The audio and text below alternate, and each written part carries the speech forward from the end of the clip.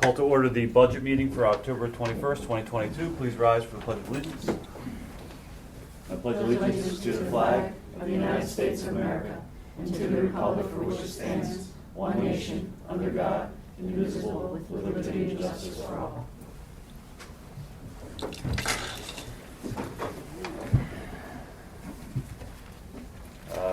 Plymouth Fire Company, up first. Sure. Good evening. I know there's some new faces on council from last year.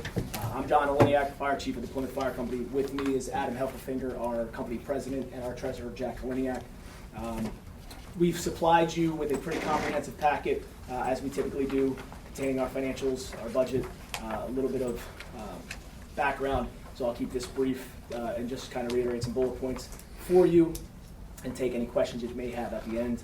But for this year's budget proposal for the new year, we're highlighting our concerns similar to last year with concentrating on adding to our career staffing, the continuous attempts and plans to make expansions and additions to our current fire station on Caldwell Lane.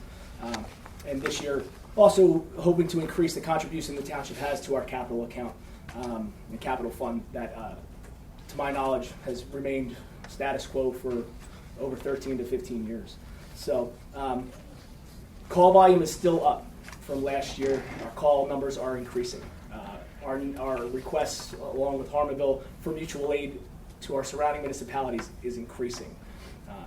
As we know, the inflation rate is up. That's affecting everybody, township-wide, every department.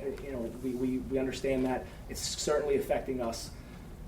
We've been frugal. We've been financially responsible this past year, as we continue to do, with making sure we are beating price increases for manufacturers. But the gear, the equipment, the fire trucks, they're up. Outstandingly, they're up. And we're doing our best to combat that as best we can. What we have to do is we've been cutting back. Firefighter gear, equipment purchases for apparatus replacement plans have elongated past what we typically do for trucks. We are replacing 2 fire trucks with 1 because of these price increases. So we're doing our best to remain frugal and financially responsible so that we're not burdening the township or our taxpayers for too much money. But the issue stands. Call volume is up. We have 2 paid employees per the NFPA standard. Just like I said last year, more than 40% of the time we are sending 2 firemen on a fire truck. That doesn't meet the standard. That's unsafe, and it affects our ability to render service, the services that you expect from us that we've continually done as a volunteer organization. So what you have there that you can read over, what we ask for is or added funding for those things so that we can elongate our coverage. The highest call volume right now is between that 6 a.m. to about 6 p.m. time frame where we're volunteers. More than 90% of our membership is at work. So we have our 2 career staff. It's still not meeting the NFPA standard for personnel on scene to effect an aggressive firefighting attack if we pull up to a house fire or a building fire. We do use our mutual aid. Obviously, Harmonville's coming in too, but still, within 9 to 10 minutes of a fire incident, we're supposed to have X amount of people per the NFPA standard. We're not meeting that, not even on 1 apparatus. So we're still using our resources to the best we can, but it's getting to the point where we've cut back. We're trying our best with the numbers that we get in the increased prices, but it's crunch time. We're getting to the point where we'll still cut back. We'll make the changes we need to, but eventually it's going to run out where we're going to be in a position where we don't have enough equipment. We've cut back on personnel equipment as much as we could, where we'll face a year where now we have to buy a boatload of things or we can't buy it at all. So we're doing our best. We need some help. It's all in there for you to read. I'm not going to bore you with too long of a speech with it. So if you have any questions with what you have there, I'll be more than happy to answer them.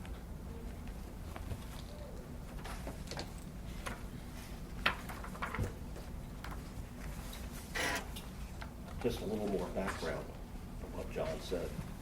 The Plymouth Fire Company, which of course is now on Caldwell Lane since 1978, we have had a paid employee since 1973. Okay, that's almost 50 years that we've had one. Originally, the whole concept was that we wanted to make sure the fire truck had a driver, okay, during the day. And that's what started it back in '73. Of course, it's morphed into a little bit more than that. We now have two, qualified drivers, certified firefighters, which, if you think about it for a minute, as John said, two people can't do much on a major call, okay? And timing is a big thing. There's a video, I believe you'll find it on YouTube. It's kind of interesting for the average person to look at. It's a picture that someone took of a stump of a chair, a living room chair, sitting in a room, and someone just drops a cigarette on it, and then the clock starts ticking. Within 3 minutes, that entire room is engulfed in flames. It's a very good video. Like I said, you probably will find it on YouTube if you want. But we're a volunteer fire company, and we are supplemented by a couple of paid guys during the day, as most fire companies are in this day and age. We also totally realize what the cost of a paid fire department, totally paid fire department would be. Volunteerism is down. As someone told me on the way in today, can't get people to take paying jobs. Who wants to take a job they don't get paid for? Training requirements are out there. Everybody talks about recruitment and retention, and we've spent a lot of time on retention, trying to keep our members that we have that are qualified for as long as we can. I mean, look at me. They've kept me there for 53 years. But, thanks, Chief. I know I'm old. But, getting new people, young people, to want to be firefighters is a hard task. It really is. And you can pump money into advertising and everything like that, okay? And it's a tough spread. But we believe that we can offer reasonable cost in a combination type department. And we're definitely not pushing for a ton of paid people, just a little more. I mean, we now cover the hours, as John said, we're covering 7 to 3 p.m. That's not cutting it. If you read our proposal, you'll see, again, this year we're proposing a 10-hour day from 7 to 5. Of course, 2 men can't cover that without overtime and probably quitting as soon as you tell them that. So it would require a third person, which would basically get us much closer to what the NFPA standards are for a truck that goes out on a call. 3 men is, we've also, by the way, have had female firefighters in the past. So if I say men, don't take it wrong. We've had a couple. Matter of fact, because of our history, we've been a fire company with a lot of legacy members, fathers, sons, etc. My daughter, who is now a nurse and well into her 40s, is no longer active, but she was and still is our only state certified firefighter. Okay, but she finally had to give it up. But that's, she kind of aged out a little bit, I guess. But Yeah, so it's all there for you to read. So like I said, if there's any questions I can answer now, otherwise give it a read. If you have any questions moving forward before crunch time, feel free to reach out to me, phone, email. I'll be more than happy to give some explanations, answer any questions you may have. Obviously, it's a lot of information, so appreciate your time. Thanks for giving me this opportunity. I actually do have Sure. 2 questions. Absolutely. So in terms of staffing, the ask is for an additional full-time staff. Full-time, yes. For 8% increases for the existing 2, and then for additional part-time hours and increases to the part-time. yeah, if you look at the schedule that's in the book, Yeah. going to 10 hours a day means that 2 existing firefighters would work 4 10-hour days. Actually, all 3 would work 4 10-hour days. That still leaves 3 shifts uncovered during the week if you look at the schedule in there. Yeah. So we would supplement with what we call PRN, part-time Right. firefighters. Which And is, knowing when those shifts are going to be because of that schedule Mhm. makes it much easier to get that person Yeah. than just calling them up Yeah, the right day now we before. struggle with 2 personnel. They are afforded time off, obviously vacation, sick time, they have families. We have a list of per diem type Sorry. firefighters, but it's hard because they're working other jobs, Sure. they're firefighters in multiple locations, so it's a struggle to find that sometimes, especially if someone's sick, right? With a vacation, I have due notice to find appropriate coverage. If someone pops sick, flu season, things like that, they let me know the night before. I do my best to fill in for a second firefighter for that day, but a lot of times that's very, very difficult, and we're stuck with just one man manning that station from 7 to 3 Monday, so. So does this get you to this, you had mentioned like not being sort of at standard with two, like does this get you to? Yes, the NFPA Standard? standard for one fire truck out of a station with what's deemed a full crew to effect a firefighting operation is 3. That's an operator and 2 firefighters. Right now, an operator and 1 firefighter, I can't fight a fire with just 1 person on the hose line. I need second. And while, yes, we have mutual aid coming, they have their own jobs to do on their trucks too, so it's tough. I'm back to the 3-minute thing again. Yeah. But this, you're confident that this gets you there? Yes, Yes. it does. It does. Thank you. So what is the increase to the capital fund that you're looking for? Well, I'll give you some numbers, okay? It has been $100,000 per Yep. fire company per year for, my son asked, can you remember the last time there was an increase? I think it started, last year that I was president of the company was 2010. That's been the same since then. So that's why we say it's 10 to 12, at least 13 to 15 years. Okay? Our current truck that we have on order, which by the way, we originally budgeted, we thought it would cost $800,000, is going to be $907,000. They slapped us So with not only 3 is it over increases. budget, think about that. It's 9 years worth of contributions before you can buy 1 truck. And some of those trucks cost way more than this one's going to be.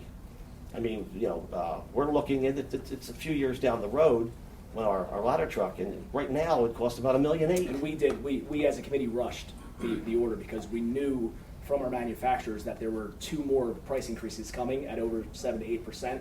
So we rushed to ensure that we got an order in so that it wasn't even more money than it was that we ordered it for. So we were strapped with it. Everybody's strapped with these price increases. We understand that. So we're doing our best to come within as close to budget numbers as we can, given the uncontrollable price increases of a lot of different material and equipment. But we do need some assistance. It's going to get to a The point other where we thing, can't we've never used that capital fund for anything except apparatus purchase. Yeah. You'll see from our presentation, we're looking at a little expansion. What we're looking at is crew quarters for guys to live, guys, girls, because there'd have to be separate quarters. We have all those rules. To sleep in the station.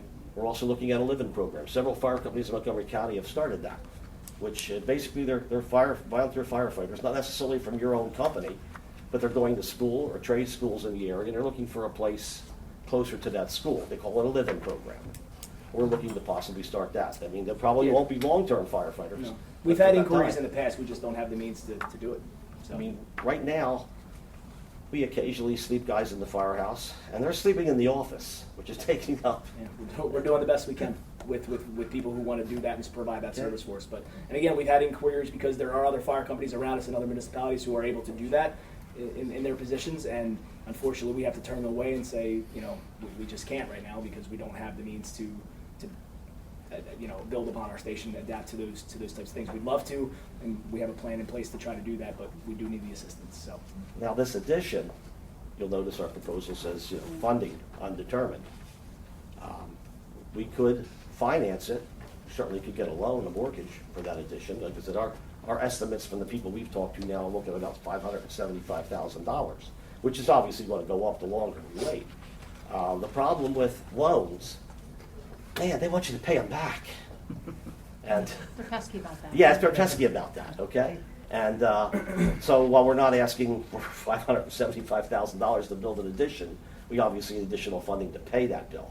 I mean, interest rates are going up. Banks don't seem to think fire companies deserve any better rates than anyone else does. So just something that we have to keep in mind. You still got to pay for that financing. yep.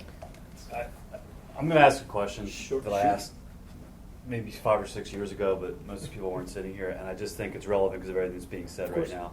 now. We've been talking a lot about this building and long-term before we commit to anything short-term, and I guess, since both companies are here, I guess I just want to know, does anybody envision a time in the not-too-distant future when there's one fire company? Is it financially more feasible in a township our size to have one? Is that an absurd question? Or is that something that, when we talk about all this money and all these needs, that at some point, so I know that many municipalities have seen that happen. Sure. Is I that feel- a thought somewhere? And I'm not saying I'm can for never, or against that. I'm No, just saying. I can never say it's not a thought, right? Because we do have to we have to do what's presented in front of us. And fortunately, unlike other municipalities that have been doing that, they've been doing that for the reasons that Plymouth Township doesn't have, right? Poor financials, not enough manpower, a poor leadership structure. That's a lot of the backstory of why those things are taking place in merging fire companies within a town together. And we are very fortunate that Harmonville and Plymouth haven't had those issues financially, leadership-wise, manpower-wise. We're not perfect with the manpower. We're trying our best to get new volunteers, as we said. But will I say never? Of course not. I can't. The climate will change, the world will change, call volume will increase. That may be something that we'll have to look into someday. Right now, we don't. I will never say never, of course not. But right now, again, if you really dive into the backstories and some of the literature as to why municipalities have had to do that, it's for issues and infrastructure issues that fortunately Plymouth Township hasn't had yet. I'll never say never, but we're doing what's best for both companies to not necessarily have to do that. Not that we're unwilling to, but right now it's not something that we necessarily need to do. Same answer. It's a pretty good answer. I'll go with it. You don't mind my asking that, do you? I mean, I don't No, know. of course not. No. I mean, it's happening, right? It's It's- happening next to us. It's hard to not Something that's ask on the that question. landscape of multiple municipalities, but as John said, you guys are very fortunate in this township. There's Yeah. two very strong Yes. volunteer fire companies in this township, both manpower-wise, like John said, leadership-wise. We love the support that you guys give us in the township. Not many townships get this type of support. Correct. And the financial support that you guys give us. So honestly, we're strong right now. Both fire companies are very strong.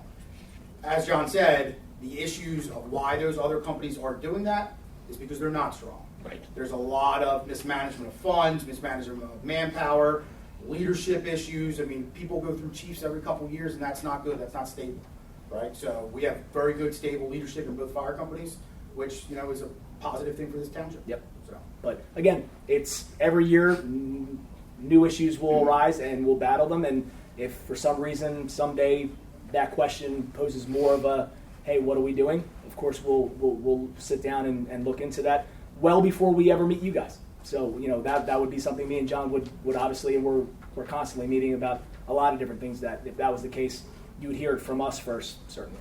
And John, thank you for the detailed. Absolutely. It's not as hot a topic in the fire companies as it would be outside, obviously. So.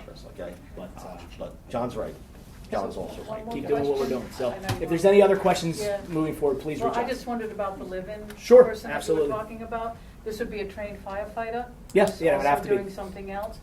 And would they be, I don't know if it would happen, but would they be asked then to commit a certain amount of Yep. years Yes. to the It would be fire it would be company? years. It would be time frame during the week itself to obviously not interfere with family, work, things of that, education requirements that they would have to. But yes, there would be a strategic plan in place that training requirement would need to be met to do it, to go along with a commitment of time, both training, fire call wise for that week. Thank you. All right. Again, guys, thank you for giving us the time. Thank you very much. Appreciate your time. Thank you. See you, Jack. You guys are up?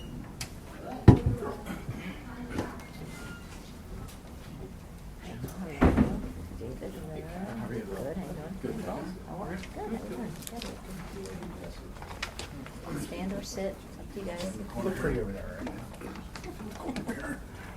You're welcome to sit. I don't say much. So good evening. Just quick introductions for many of you who may not know us, but Mike McGuigan is the president of Harmonville Fire Company. Dave McGuigan is our chairman of our trustees, also the head of the budget committee, and I'm John Hoffman. I'm the fire chief of Harmonville Fire Company. So Dave's going to just go through a little bit of line item budget items for you guys. We're going to go through step by step. I'm not going to repeat a lot of what John just said, but they're all the same issues, right? Call volumes up, manpower, daytime, it definitely hurts because most guys are working during the daytime, so absolutely could we benefit from some additional resources during the daytime? Yes, and I'll talk about that when Dave hits that on that line item. So I'll turn it over to Dave and kind of let Dave talk the numbers to you guys. Good evening. Just a few things. I know in the years past we went number by number with the stuff you guys gave us. So I'm going to start out with just the regular budget that we submitted to you guys. As you can see, that we're asking for obviously an increase in funds for this coming year, mainly due to paid employees. John will hit on that in a little bit. Other than that, it's pretty self-explanatory as you go through it. Expenditure-wise, revenue-wise, what we're bringing in, and obviously what we're putting out. John, if you just want, John's just going to hit on a few items regarding the increase. Okay, so you guys see it's we're requesting a 16% increase from our budget last year, and that is due to the request of adding an additional full-time paid person to our staff. Right now, Harmonville, with your support, employs 3 full-time members. We added an additional member to that staff about 3 years ago. And we're looking right now in our budget, we supplement that with a part-timer Monday through Friday. So the money's already in our budget there. What we're requesting is that the township take on the benefits of the part-timer to make that a full-time position. All right, so that would put us at 4 full-timers, 2 at our Butler Pike station and 2 at our Plymouth Valley station, which gives the township 2 on every first out apparatus out of each station in the township. So that's what we're looking for. We're also, that increase would then cover some part-time wages. Obviously, we would bump up their pay to match what the current career staff are making, along with adding part-timers, because as John had said, what we're looking to do is cover a little bit more time frames with our staffing. So we're going to attempt to go to a 10-hour shift for the 4 full-timers, which then gives up openings on a Monday or a Friday to be able to give our members, the career staff, a 3-day weekend. So they're not there 5 days a week. They'd be there for 4 10s. Gives us a little more coverage in the morning. Because as John said, call volume starts for the fire departments usually right around that 6 a.m. mark. The Turnpike, we see a lot of accidents in that time frame from 6 to 8, and then from 4 to 6 when those 2 rush hours are happening. So that's why you hear our siren all the time around those time frames, because that's when the accidents happen. So we're looking to increase that staffing, have a little bit more coverage for 4 full-timers, 4 10s, and with that part-timers covering the other 2 days of the week. So that's what that increase is there. We're not really asking for any more of an increase throughout the entire budget other than to support our full-time paid staff during the daytime and then make the manpower a little bit better during the daytime. As John said to you, we are also looking for a little bit more of in the capital fund. Trucks just keep going up. As John said, gear keeps going up. So nothing is getting cheaper for us. Everything is just getting more and more expensive.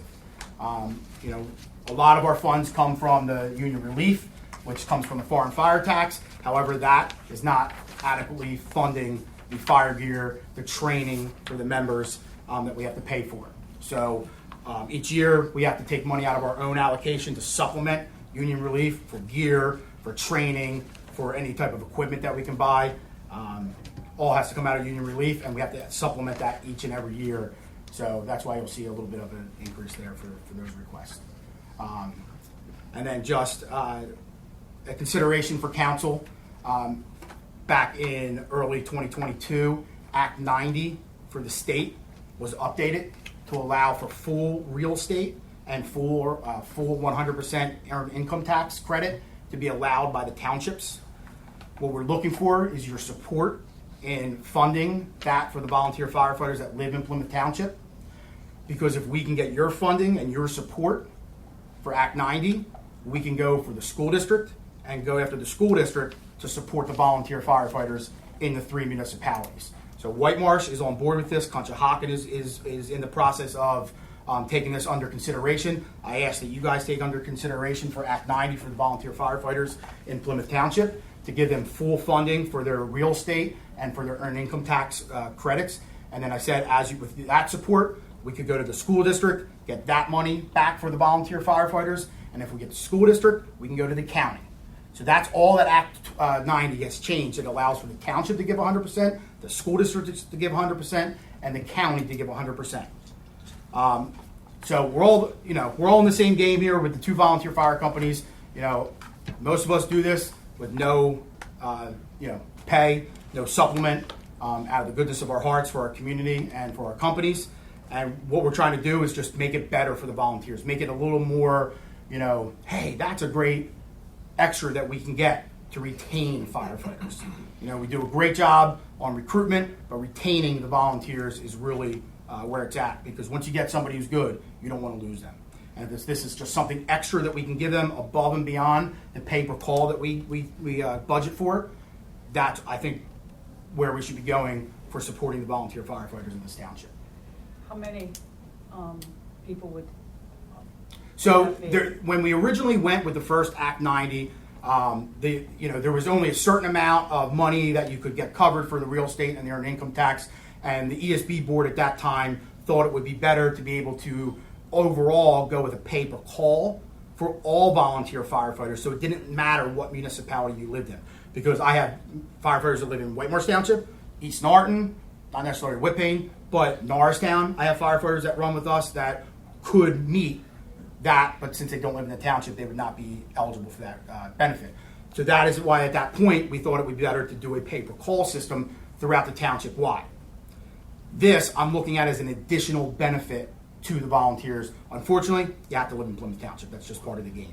So So- under Act 90, if, Mhm. say, you're saying White Marsh is looking at this, so if one of your firefighters is in Harmonville but lives in White Marsh, would White Marsh be covering them because they're? Not per the letter of the law, but I would say that would probably be something that would be beneficial, because I know there's volunteers that live in Plymouth Township that volunteer in White Marsh Township just because they grew up in those fire companies and stuff and they moved out. So that may be something that you guys could talk to White Marsh Township about and say, hey, we got 5 guys. How many do you have? You have 5. I don't know if the Act 90 allows for that, or you have to only do it for people that live in the township. So I think what the greater look is the school district and then the county. But if you guys aren't on board and don't support it, then we don't have that movement to go to the school district with this and then go to the county with it. So, and this is something that's come up in our county chiefs meetings. So that's why it's one of the big pushes is to try to get all the municipalities on board with this, so that there's a strong group going to school districts, to township, or to the county with attempting to try to get this extra credit for the volunteers. So I'm sorry. Go ahead, okay. So like the reciprocity piece aside for now, how many people does that impact? Like how many? I would say probably, and you have to own you can't be a renter. You have to own property. So I would say for Harmonville, it's probably about 20 to 25. Okay. That would meet that. And this is only for active firefighters. It's not for administration, because we have people that are only active coming to meetings. So administratively active doesn't fall under this. You have to be fire line active Oh, is that all the law allows? for this real estate and for, if you read into it, it's a long act to read, but if you read into it, it has to be active. So I have to sign off on a list every year to you guys, and then you guys take that list and go, and it goes off of what I'm saying, fire line active, what it is. So if they're a renter, they would just get the EIP? They would just be getting the paper call then. Oh, they wouldn't get the Or earned earned income income. tax? I thought it said in there that you had to own property in the township. Honestly, we don't have many renters. Oh, I was gonna say. Yeah, I mean, most of our guys are, Firefighters who can't afford most to of our buy a house. people are homeowners in this township, so, John, the stipend or the pay per call, obviously, it's per call. correct.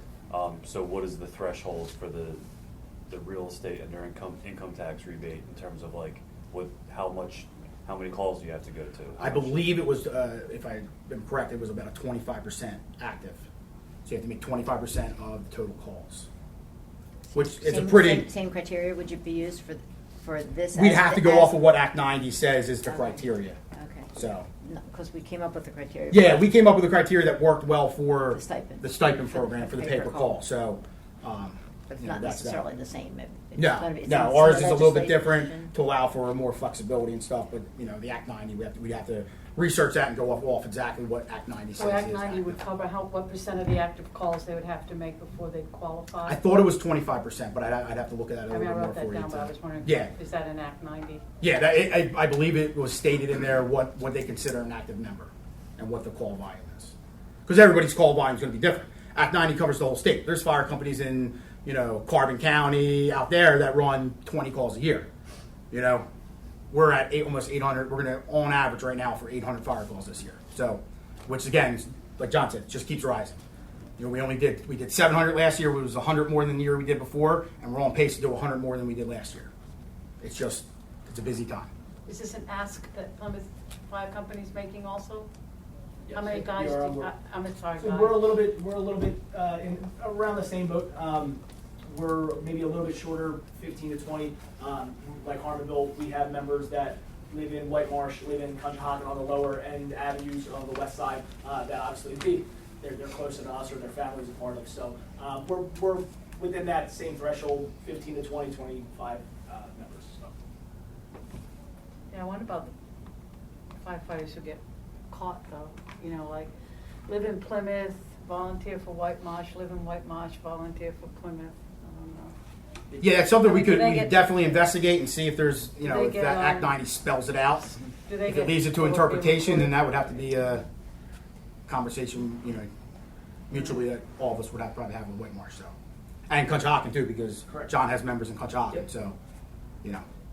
People live where they can afford, and I mean, I've been a member of the Plymouth Fire Company, not to interrupt, but since I was 16, and my wife 30-some years ago fell in love with a house that happens to sit in White Marsh Township, 10 feet outside of Conshohocken, and 1 block out of Plymouth Township.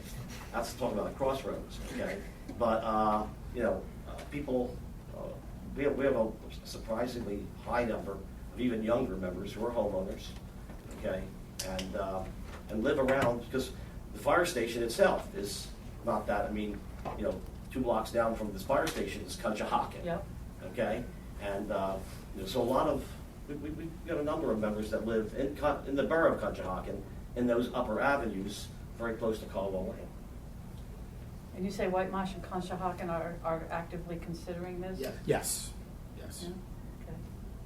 Good to know, thanks. I mean, I'm sure John will agree, anything you can do for your members, as I said before in our presentation, retaining sometimes is more important than recruiting.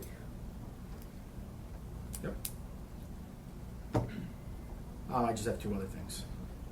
So. That's for last always. Right. Yeah. So, we really greatly appreciate the stipend or the pay-per-call that you guys allocate for the volunteers. We're just looking to see if we can increase that because in the past 2 years, 3 years, Harmonville has been over that $30,000, and we've kind of had to cut some of the funding to members, mostly me taking the cut, to make us under our allocation for $30,000. So we're looking to see if maybe we can bump that up to 35 or 40 probably would be best. We may not use it all, and we could, probably just say, hey, this is what we have. Keep the rest, obviously.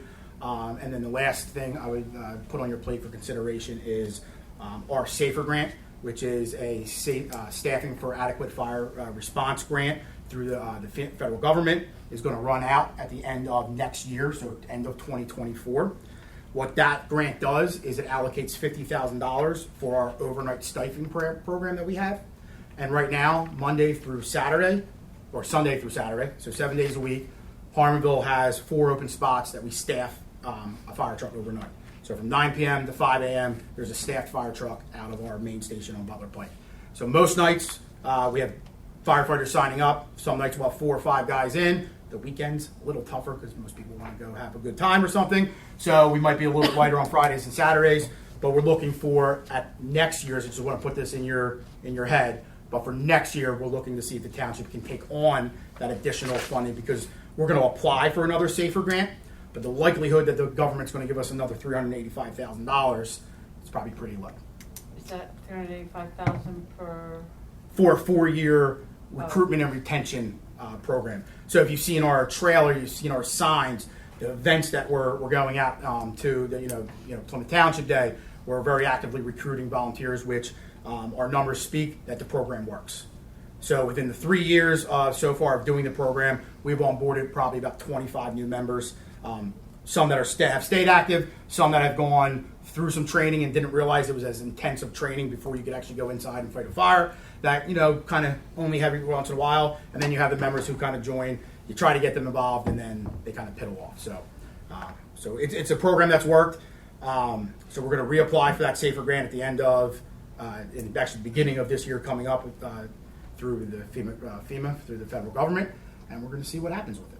So we're hopeful, but it's not a guarantee. So what I do want to do is try to guarantee that money to be able to continue to staff an engine company overnight, which makes a huge difference in responses to fires. We just made a mutual aid response to East Norton. They had a townhouse fire up over off of Arch Road here, and they are a company where we were talking earlier isn't doing so hot. Norristown's career truck, our stipend truck were the first two trucks there that made the attack on the fire and put the fire out before anybody else really even got there.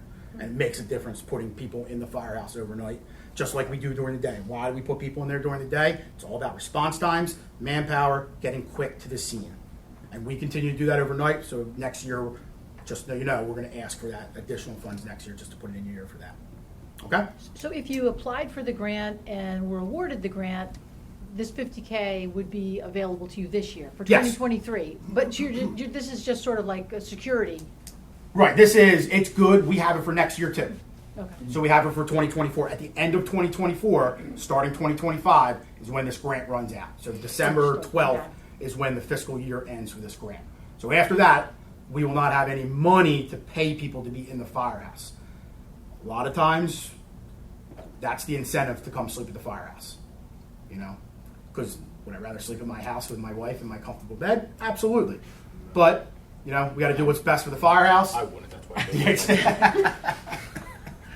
But we do what's best for the firehouse and best for the community, and we have a really strong program right now where we have members all over the place signing up for this program, which is fantastic. So I want to just keep it going. It's best for the community. So Does Plymouth Fire Company have a safer grant, or you don't have the We quarters do for not. it? We file for both state and federal funding with grants. Our needs are different at times than Harmonville's. They choose that safer grant for recruitment and retention at their time, where we have filed for AFG type style federal grants for equipment, fire trucks, things. It's just different needs at different times. We are looking into recruitment and retention safer grants for the new year. Just like I said, we file for just different things at different times for different needs. So. yeah, and the grant funding that's out there in the state and the federal government it's very hard to get. Last year, Harmonville was awarded $130,000 for what's called a Prime Event System, which is a diesel exhaust capturing for each stations. So we're in the process of the install of that, and then we were just awarded back in August $50,000 for an air compressor station to be able to refill the air bottles after a fire that we breathe in. So we can refill that. We don't have to rely on Conshohocken coming and filling them for us, so we can be self-sufficient with that. So the money's out there. It's just tough to get. Yep. And that's why I say trying to get another safer grant, it's very, very hard. It was very, very hard to get this first one, but you know, luckily we were able to receive it. So Thank you. thank you. You guys good? Any other questions? Well, we appreciate you guys' time. Thank you so much. Thank you. Thank you.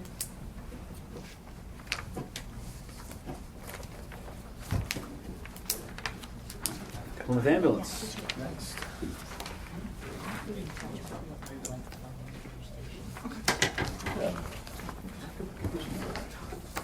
From established it. Since there's only one of me here, I feel intimidated. I think these guys asked for all the money.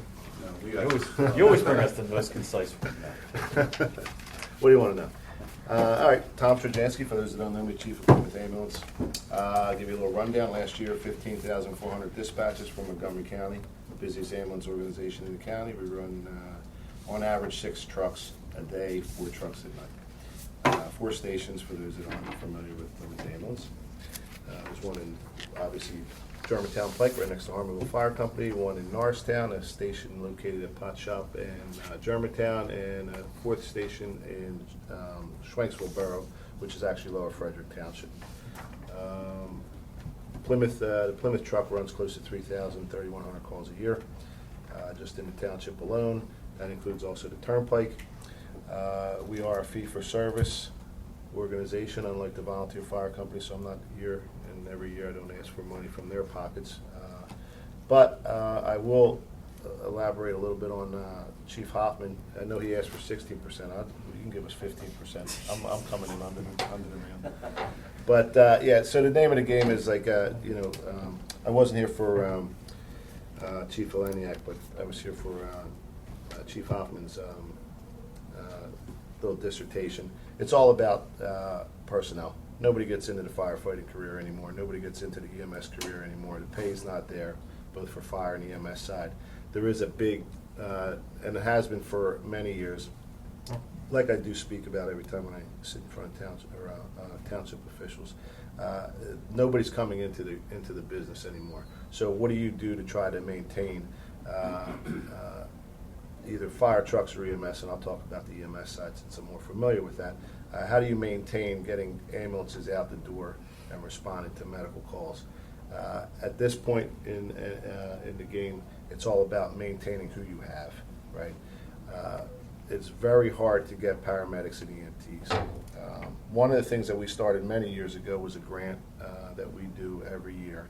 And it's more like a scholarship program. So if you're a paramedic, or I'm sorry, an EMT in good standing with the organization, we will reimburse you if you go to paramedic class. And that paramedic class can cost anywhere between, it depends on where you go, $6,000 to $12,000 a year. Right? Reading's program's $12,000. The county's program, which they haven't had for a little while, runs close to $5,000. So you're looking at a mean average of $10,000 on the 4 different programs that are out there.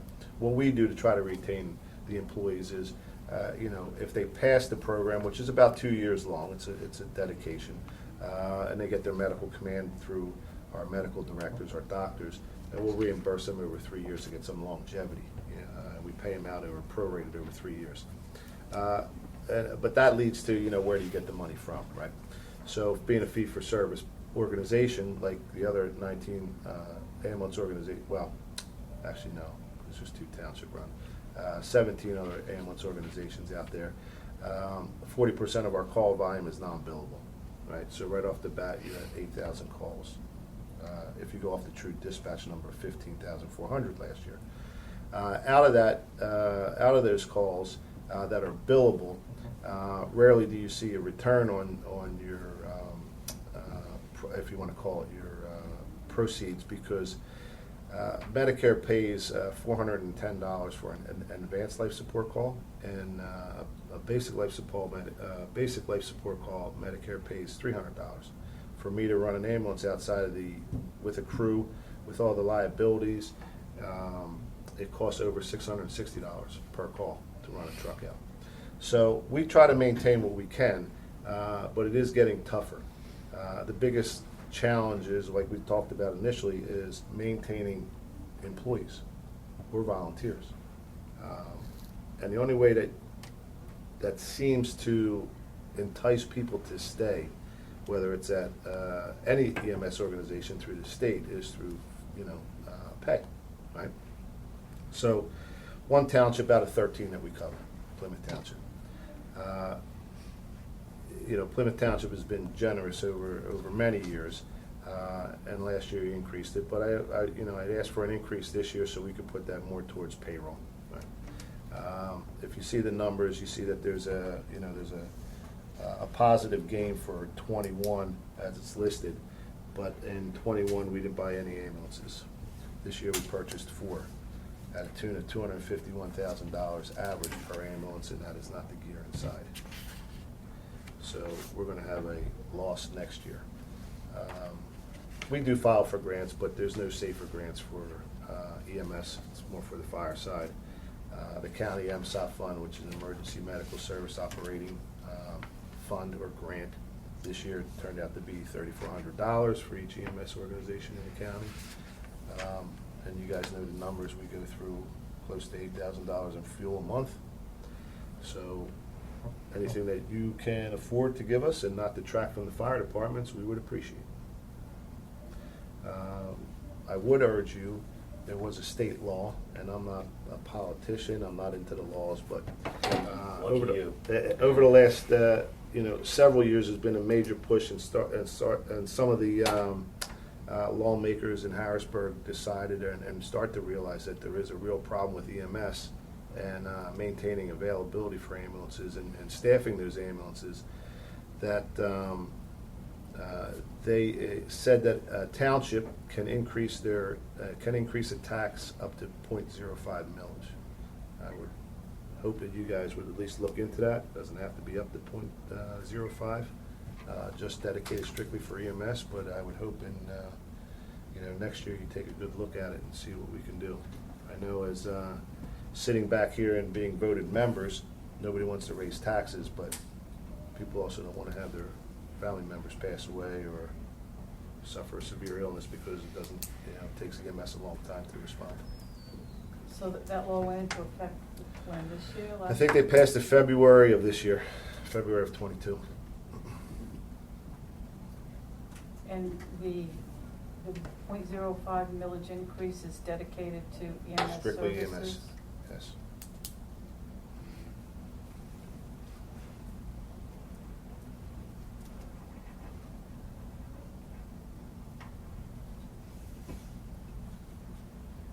Any other budgetary questions? It's usually short and brief, but Are there municipalities around that you're aware of that have done that? there are two that we service that they're not at .05, but they do that. So we merged with, actually we didn't merge, we took over Lower Frederick Ambulance in November of 2014 because they were falling apart. Like other ambulance organizations have done in the past, they couldn't raise money, they couldn't run the crews properly, so we took them over. Lower Frederick is one that does .022.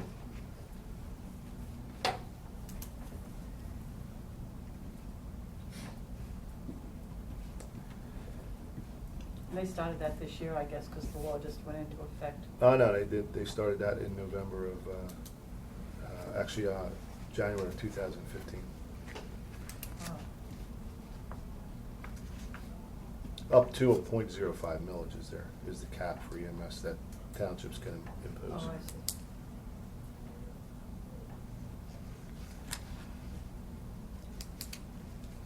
Last but not least, we have our toy run, December 18th for you guys also. I don't know if you got it in the email, the chief should have got it in the email through the Tommy. Feel free to stop down. December 18th, it's a Sunday before Christmas. It's always a good time, 13th year. If you don't have any more questions, leave it up to Chief Marcialis.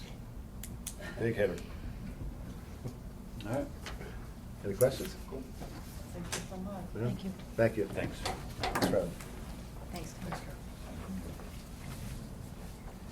We're gonna take leave. Okay. Thank you. Thank you. Thank you for your time. You are next. Take your time.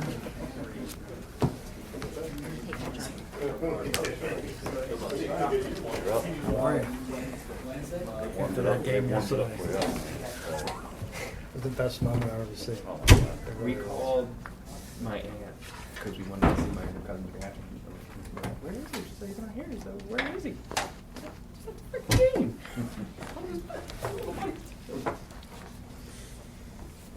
That was great. It really was. Oh, Amazing. All right. What are we at? We're on page 6. 6-1.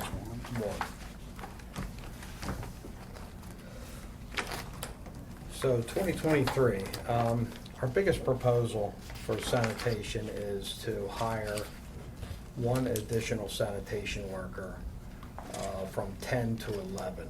And I've done a lot of analysis in the last couple of years. To be quite honest, with the new development, with pay-on new development, that's 76 homes. Knights Court is another 6. That's 82 homes. Plus, there's been scattered here and there homes. We're looking at over 100 ton of trash. Every household is about a ton of trash calculated on average.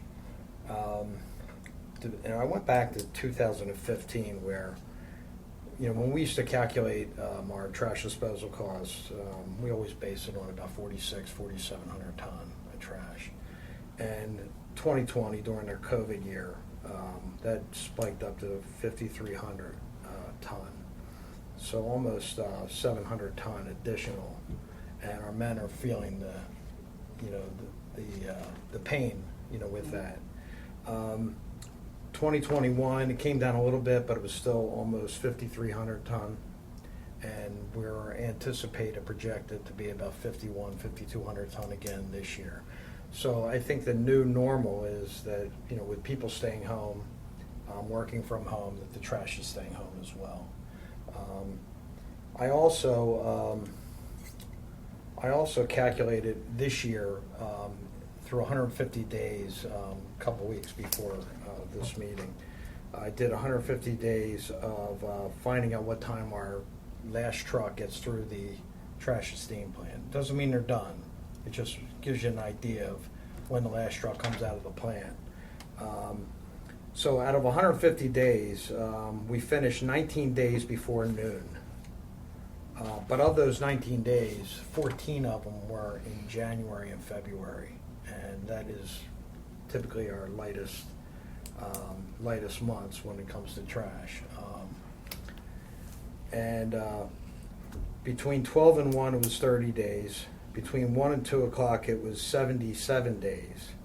And between 2 and 3 o'clock it was 20 days, and after 3 it was 4 days.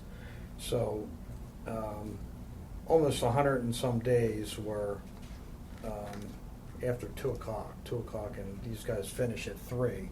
One thing to keep in mind is that our guys do not take a break and don't eat lunch until they get back. Had they, do what the union does and, at a certain lunchtime come in and eat lunch, go back out, I'm not certain they're going to finish every day without having overtime.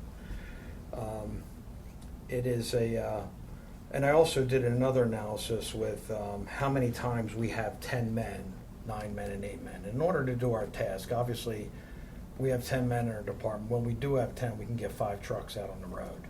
And typically it would be broken out with maybe 3 trucks on trash and 2 trucks on sanitation, each with with recycling, and each with a man on the truck, on the back. So it's actually pretty spread out.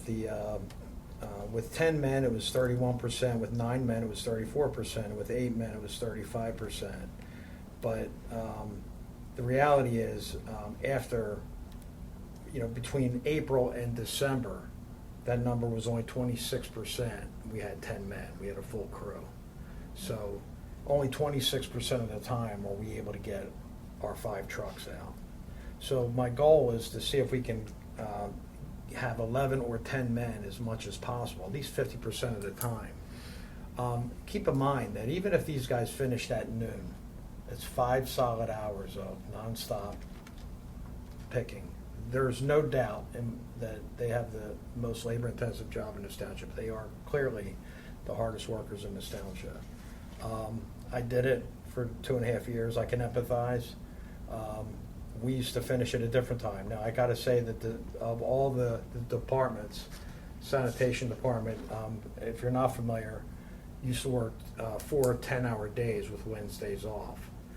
In 2008, because of I came on as the director in 2007, and we were throwing a lot of recycling away, and so the only way we could kind of implement the plan, which was to recycle as much as possible, was to have our sanitation guys work a 5-day week.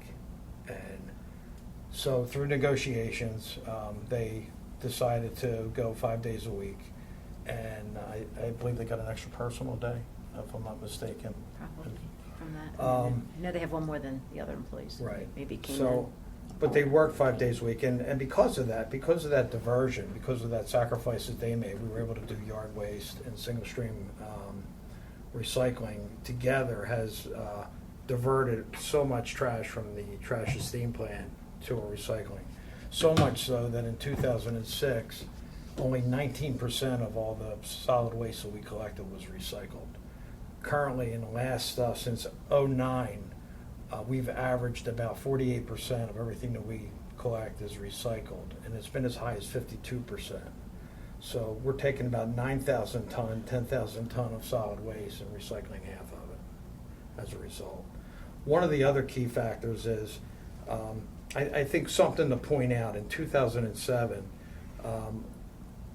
to the present, or actually to 2022, to right now, our budget in sanitation has only increased by 0.6%. It's only $6,000 difference from, it was, our actual sanitation budget was $1,282,460 in 2007, and we used to buy trash trucks off the general fund, so I've removed $140,000 from that to make it $1,142,460. And in 2022, our budget was $1,149,000, which is a 0.6% increase. You know, again, about a $462 increase each year for 16 years. What you'll see is now with the proposed budget, it's about a $100,000 difference. So basically, with adding an additional man, it's about a $166,000 difference between 2007 to 2023. It's still less than a 1% increase. It's actually 0.9% increase over that time.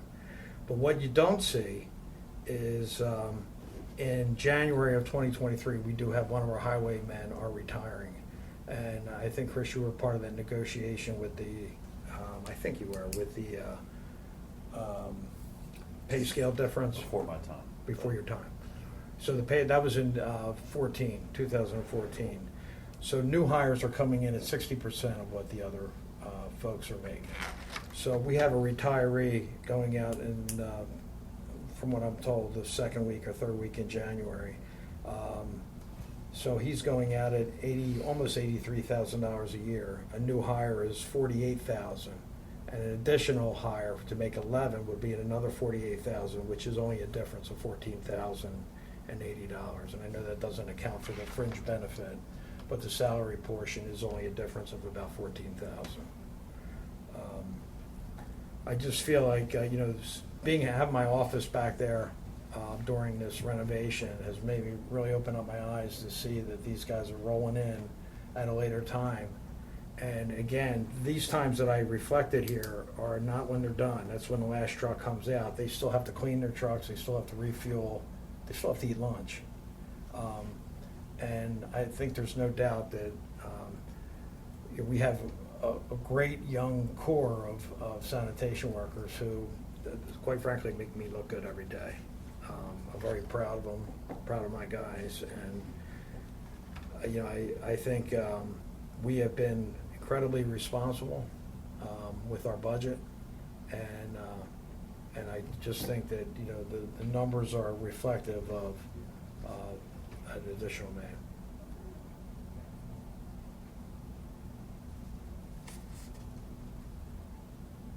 Any questions? But just on the first line for that full-time, for that increase there for this year of 100,000, how do we get to that number? I don't know. The 17? Page 6-1, just the first line. Yeah, where it says 100,000? Yeah, for the 2020, yeah, 17%. Is that an estimate? Is that a, because I know from what you said, salary-wise, obviously, we're not looking at a $100,000 salary. But, Right. I I don't know if it's the fringe benefit was included there. It shouldn't be, but I because can usually check this on is that. just, this is usually just. It's not, no, it's definitely not fringe. There's no pension or healthcare in that. Right, right. But let me, well, let me just see something, one thing. Is there backup for it? Just to check, but, maybe not. Because usually, you may have, yeah, no, there's not. I'll check on that. And also, probably for the next 7 consecutive years, we will be having a retiree each year for the next 7 years. So again, you're going to see that number is going to decrease even more at 60% of each one of their salaries. Other than that, in the sanitation line, you know, again, fuel's up. We don't know where that's going to be. It's, you know, it's a volatile market right now. So our gas has, you know, again, for our gas and oil line, you know, we're looking at, our budget was $40,000 this year, and, you know, we jumped it to $80,000. We really don't know where it's going to be. Same thing with steel costs. Supply chain has been a real problem, a real issue.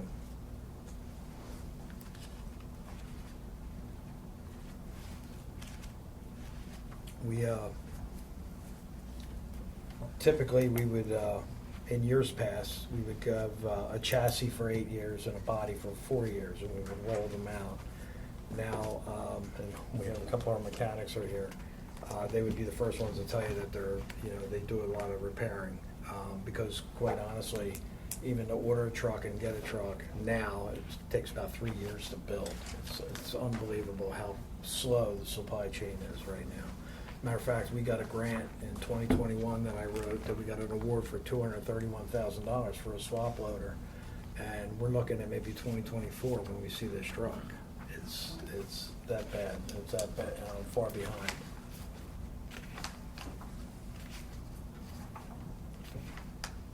Any questions with sanitation?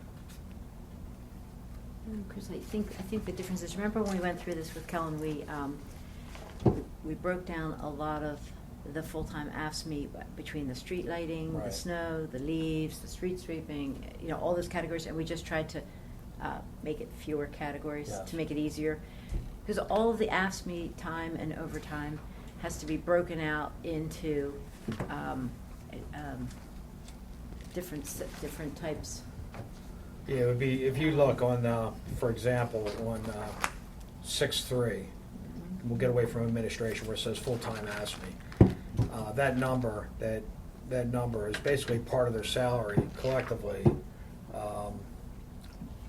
But it depends on what they're doing at the time. If they're working in storm sewer, that money comes out. It's just basically a gauge of how much time they're putting in leaf collection, how much time they're doing branches, how much time they're doing road and bridge work and the like. Yeah, and I know the number includes the one new hire also. Yes, So- this so number the- is reflective of having 11 men Right, and not 10. right. The I was just looking at 100,000. I'm sorry? You're saying that the 100,000 Yes, reflects that? has another person in the last year, than the current year. Does it subtract out the retiree, though? Is it possible that the retiree is still in there? Yes, I think Yeah, he he's still in is. there.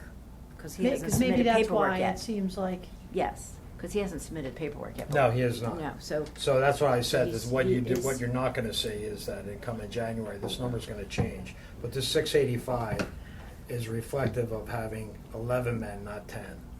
If it were 10, it would be about 625, I believe it was. I know that doesn't, Yeah, So he is Seem still right with in the math, there, but- and you have two summer help in there as, well, they'd be on the part-time line, I guess. right.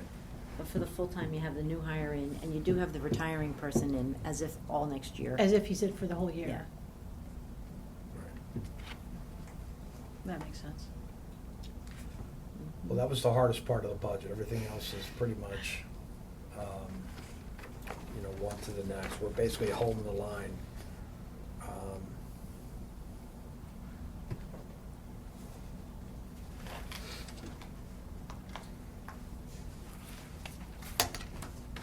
Administratively, where you see full-time civilian in 2021 and 2020, we had 3 men. I had a apprentice who we helped get a job as the director in Bristol. So he is the director in Bristol now, and my other assistant, who was the sewer person, has gone to Aqua. So I'm the lone wolf. Just a quick question, just in terms of personnel, do you think that the additional seasonal part-time made a big difference this year? And is that something that you're? This was a tough year, a really tough year, and I say that because we had an injury, an ankle injury so one of the part-timers was kind of canceled off right away, and then we had 2 men actually leave and go to another job. So during the hiring process, it was a struggle. It was the hardest, probably the hardest summer we've ever had to go through.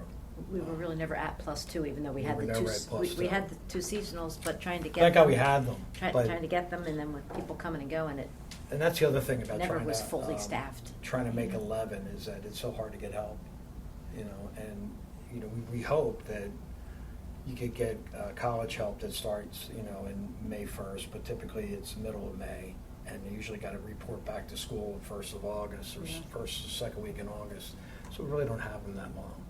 And, so you're spending the summer where guys are trying to take their vacation, and you're trying to keep 8 as that number that we have to maintain. So we did a lot of transferring this year. I'd say so far I don't know how many weeks we've gone through to this point, but we've recruited somebody at least almost all but 2 weeks so it's been a tough one. But yeah, just because of the injury and trying to get part-timers and trying to, I think we were trying to hire a full-timer, but try to have him come in as a part-timer and then ultimately hire him as a full-timer, we couldn't do it. There was just nobody out there that wants to do it. But you're pretty good now, right? Aside from one new. We are so You're- fortunate because. You've got 10 right now. We have 10 fantastic employees, we really do. Well, we got 26 fantastic employees, but we have some very good qualified young men that makes the future looking really great. That's right. They all have a skill, which is fantastic. They do good work. Thanks. 'Cause we always get good reports back from the residents. Well, that's good. Yeah, there's nothing that can prepare you physically or mentally to do the job. That's the thing. The frustrating thing is, and I know Mike Frank tries so hard to not have overtime. He really does. So he, sometimes he'll take Monday's problem and he pushes it into Tuesday, so he won't get overtime. So now we're starting off Tuesday, having to dump the trucks and then go to start the work. That's just how he is. That's how he's built. And he's a great leader. But he masks a lot of the toughness that these guys are really, because they're not getting the overtime, and they probably should be, because nobody works as hard as these guys. They just don't. But Mike takes pride in running a great ship, and basically he takes the adage that there's a lot of ways. We keep talking about, hey, let's try this, and so we may circle back to the same way we always do it, but you don't know unless you try.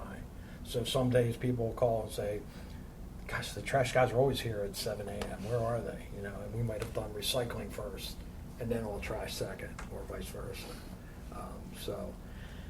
Every day is a little bit of a challenge. Sometimes the trash is steamed, just because we see that 5,000 ton that we're seeing. Well, that's across the board, which means the trash and steam plant is jammed up.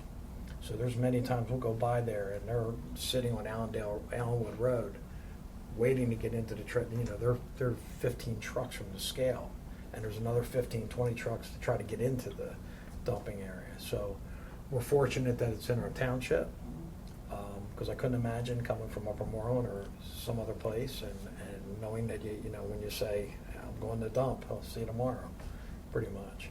And we're fortunate because we can jump right back on the route, even if we're held up. So we're very fortunate. Anything else on, again, when you see street cleaning, snow removal, street light, it's pretty much some of all the programs that we have, and how they operate, and how much time our men are spending in each one of those.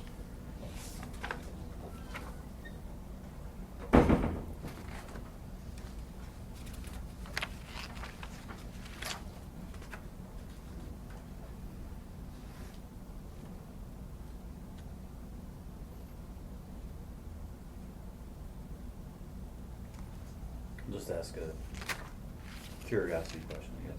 So for 2022, the budget was 4150 for snow and ice, and it looks like year to date we're over that. That's correct? Yeah. Is that just manpower, or does that include? That does not include like fuel costs and things like that, or is that just? Yeah. And just a little- Which page are you on? I'm on 6-4 Okay. for snow and ice removal. I was just curious. Obviously, I know we didn't have a lot of snow last year, or last winter. So I was just kind of curious, like what's led for us to be higher year to date than what we budgeted for. Am I looking at that right? It looks like small tools and equipment. Oh, you're looking at, Where did that snow and number- ice removal? What are you Yeah, looking yeah, at? Nick's No. right. Nick's right. Mhm. The small. We've Yeah, spent small more. tools and equipment under the snow and ice removal. Yeah, so it's snow and ice removal, fourth line from the top. The 6,100. okay. I guess Mhm. we ended up spending more than we. Well, yeah, the snow and ice removal, this line is actually out of the general fund, is basically all if we damaged curbs or we did something like that. Everything else, the salt, the wages during a snowstorm come out of the highway aid fund. So this is basically if we had damaged the mailbox, we would replace the mailbox. So if you hit somebody's Mercedes, that'll be a lot higher. but- Probably, yeah. Just curious. My mailbox is on a swivel. Is it? Yeah, because Good. Ours is on our porch. because, the snow usually pushes it over when we get snow. Yeah, it does, for sure.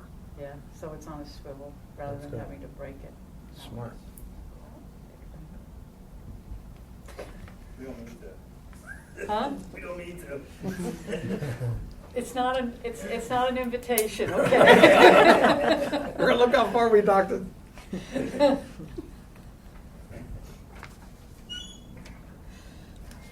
don't know if you ever get a shovel or a snow blower. Do you ever have anything like that? I don't know. What's that? But your small tools also could be like a plow or It could parts be for a shovels, it plow. could be, yeah. Shovels, Yeah. parts for plows. That's right. You know, parts for salt spreaders or. Supposed to have a mild winter, we'll see. And I'll just ask one more question, because I feel like we asked this maybe last year to somebody somewhere. You're asking for one, are you asking for one because you only need one, or are you asking for one because you don't think we will give you two? Stop. Well, I'm not gonna say no to two. But you feel like one, like, what it would cost us for one is giving you, it's worth it to only get one. That makes a big difference. It makes a big difference. Yeah, because, you know, again, my goal is that to have 10 most of the time. You know, if I can get 10 most of the time, then, yeah, mentally and physically, I think, you know, that's what we need, you know. Like I said, there's nothing worse than being out there knowing that when you're doing trash and you know you have to go back and do recycle after that. It's grueling. And when you can't feel your fingers, you can't feel your toes, you take a day like this and call it 33 degrees and be out all day and then see what you feel like, you know. And that's why these guys choose not to come back and eat lunch, because once you sit down for a second, you're like, you're done. You know, so while you're keep active and keep moving, and when they're done, they want to go eat. Mostly I asked that just to see Karen's reaction. Just to get my reaction. But And- no, I mean, we, you know. I told you last week, so I do support, I told Chris already, I told Yeah. you on this page last week, I do support this. Chris gave me, when he asked, you know, I asked for what their times were, he gave me all his study. You know, I know it's the hardest job in this township, there's no doubt about it. And I do support it, and I told him that, so thanks, that was just to get a rise out of me. Yeah, I mean, well, yeah, if you're gonna spend the money, it needs to be. No, I do, You know, and keep in mind, Cost benefit. we had 27 Karen up doesn't until like to spend 2010. money. We actually had Well, I like to 27 in keep our the balance. department. But, Well, that's good. For but some balance reason, around here. the council didn't hire, when that person left, didn't hire for 27. 'Cause we had 27 up I know until you did. 2010. I know you did. But we never had it on the sanitation side, which is Right. really what It was we on the needed. highway side, Because right. now we have swap loader leaf units that do the work of 3 men. And, Takes one man to do yeah, what three used so- to do. yeah, so we're in good shape there. Gotta find a way for those leaf units to just come into the yard. Work smarter. You know, go. Vacuum up the whole yard. I don't do leaves, I let the wind do it, but I don't live in a maintained neighborhood like you do. It's not- it's- Any other questions for the main general fund?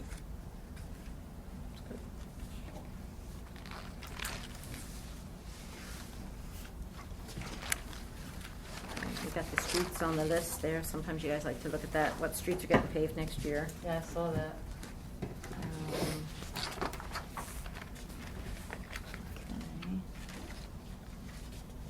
And then we do Highway 8 with Chris, right? 12-1? 13? 12-1, 12-3? Yes. 12-1, Highway 8 You fund. have 12 on? I have Do you have- 13 on highway. Does that come in? I mean, the money in is the state, the liquid fuels money that we get. Do you have it, Chris? there? Yeah,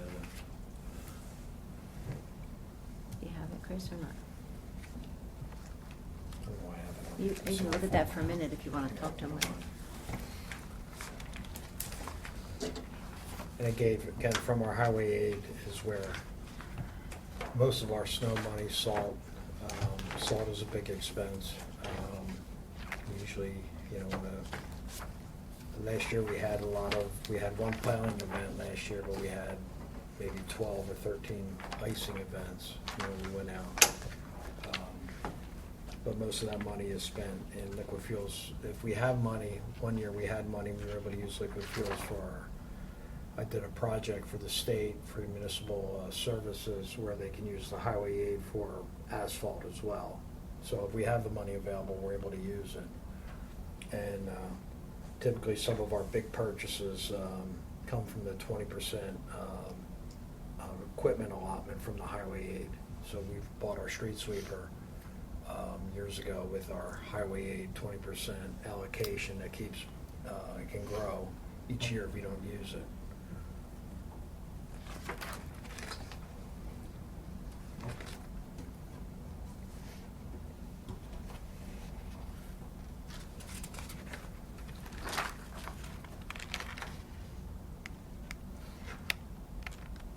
Street signs also.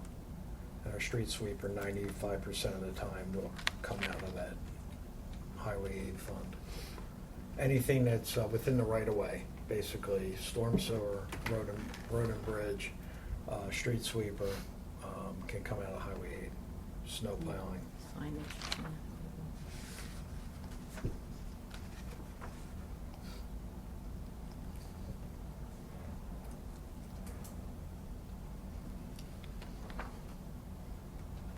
And I believe that's a calculation, Karen, of liquid fuels is a calculation of linear feet and population, I believe. Is how they come up with that 400, Right. whatever it is, 436,000, 69,000.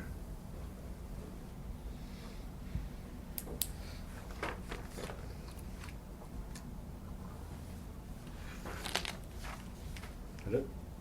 So there's nothing fancy to that. Questions?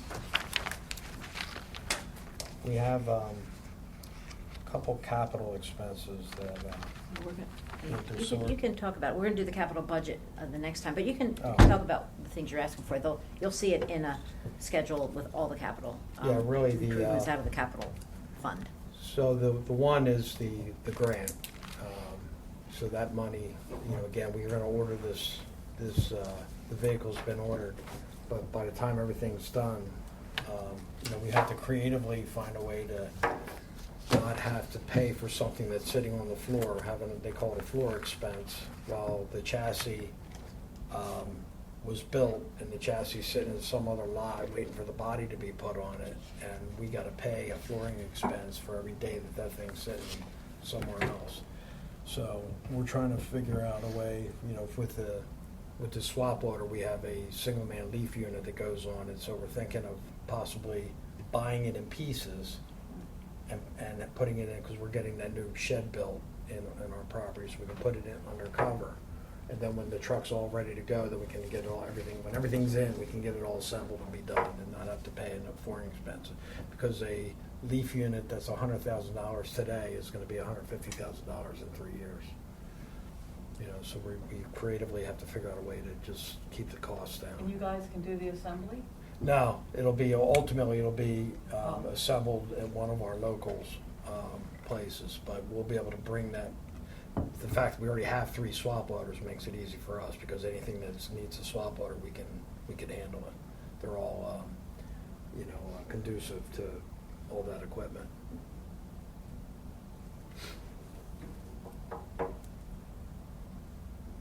So besides that, the swap loader, our biggest purchase is, and Ron, what year is it? 2007? Our Highway 550, Ford F50? Yeah. It's a 2007. It's our most used truck. It's a medium-sized dump truck, but it's one of our most used trucks.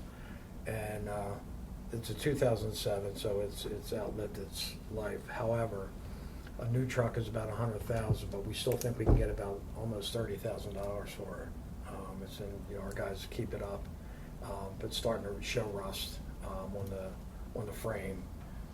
But it's about time you know, we start looking before it starts really costing us a lot.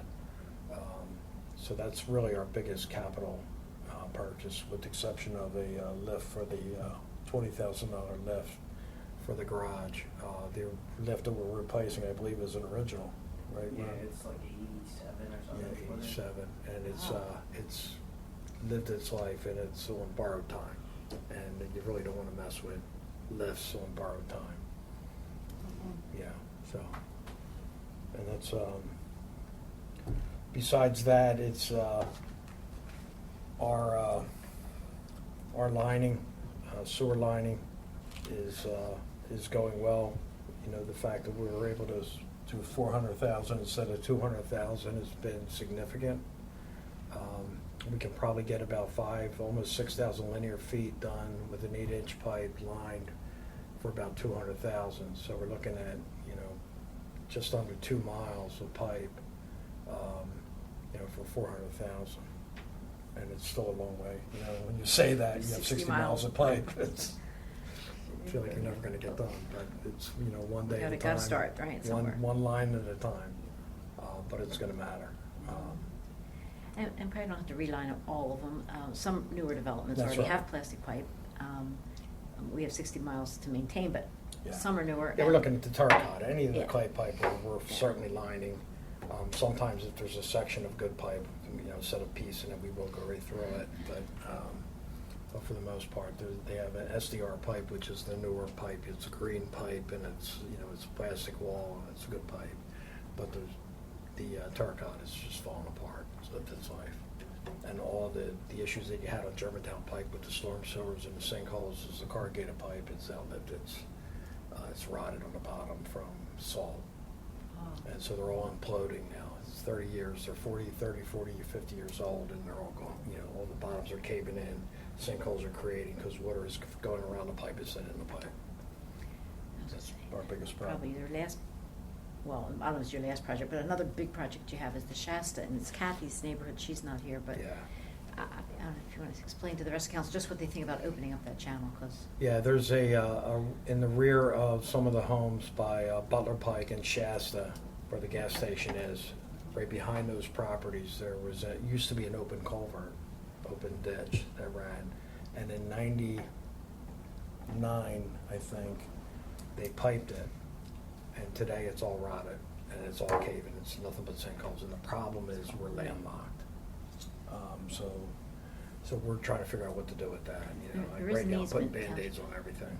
the township has an easement though, right? The problem is, once they covered it, people started putting their sheds on it, and Yeah. their swing sets, and their stuff, and their fence. Yeah. But there is, I believe there's a township There's an easement for a easement, you drainage. can come through the gas station on the backside, and And there's just people have put fences up, we recre- remove the fence. Have and we everybody can- move their stuff back, and then just recreate the open channel. You won't have these sinkholes, they're not really sinkholes, they're just Yeah. 6-foot pipe that falls in 6 feet deep, you know. Looks So- like a sinkhole. Removing those improvements on the property will be at the expense of the property owners? Yes. Yes, they shouldn't be there in the first Removing place. and reinstalling? That's right, The items, there should be nothing placed or planted on an easement. that's right.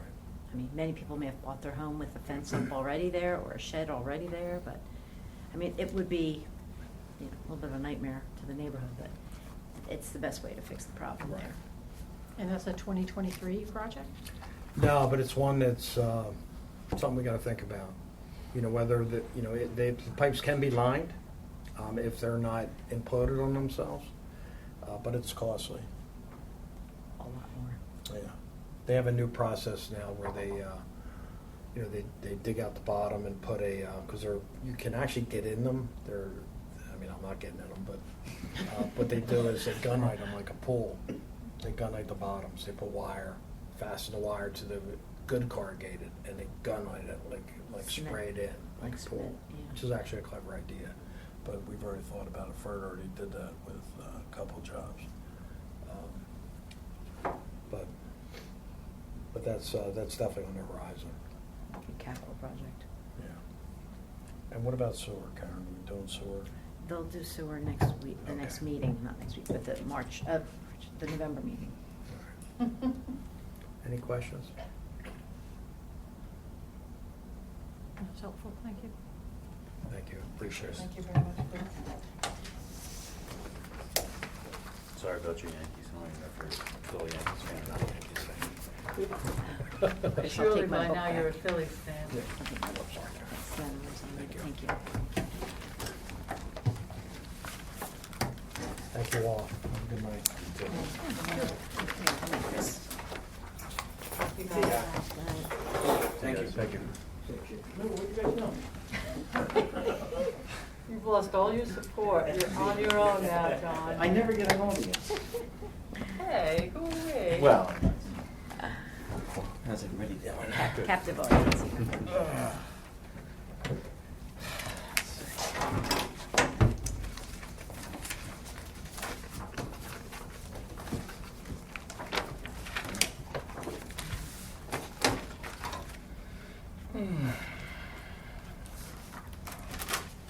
So we're on 4-1.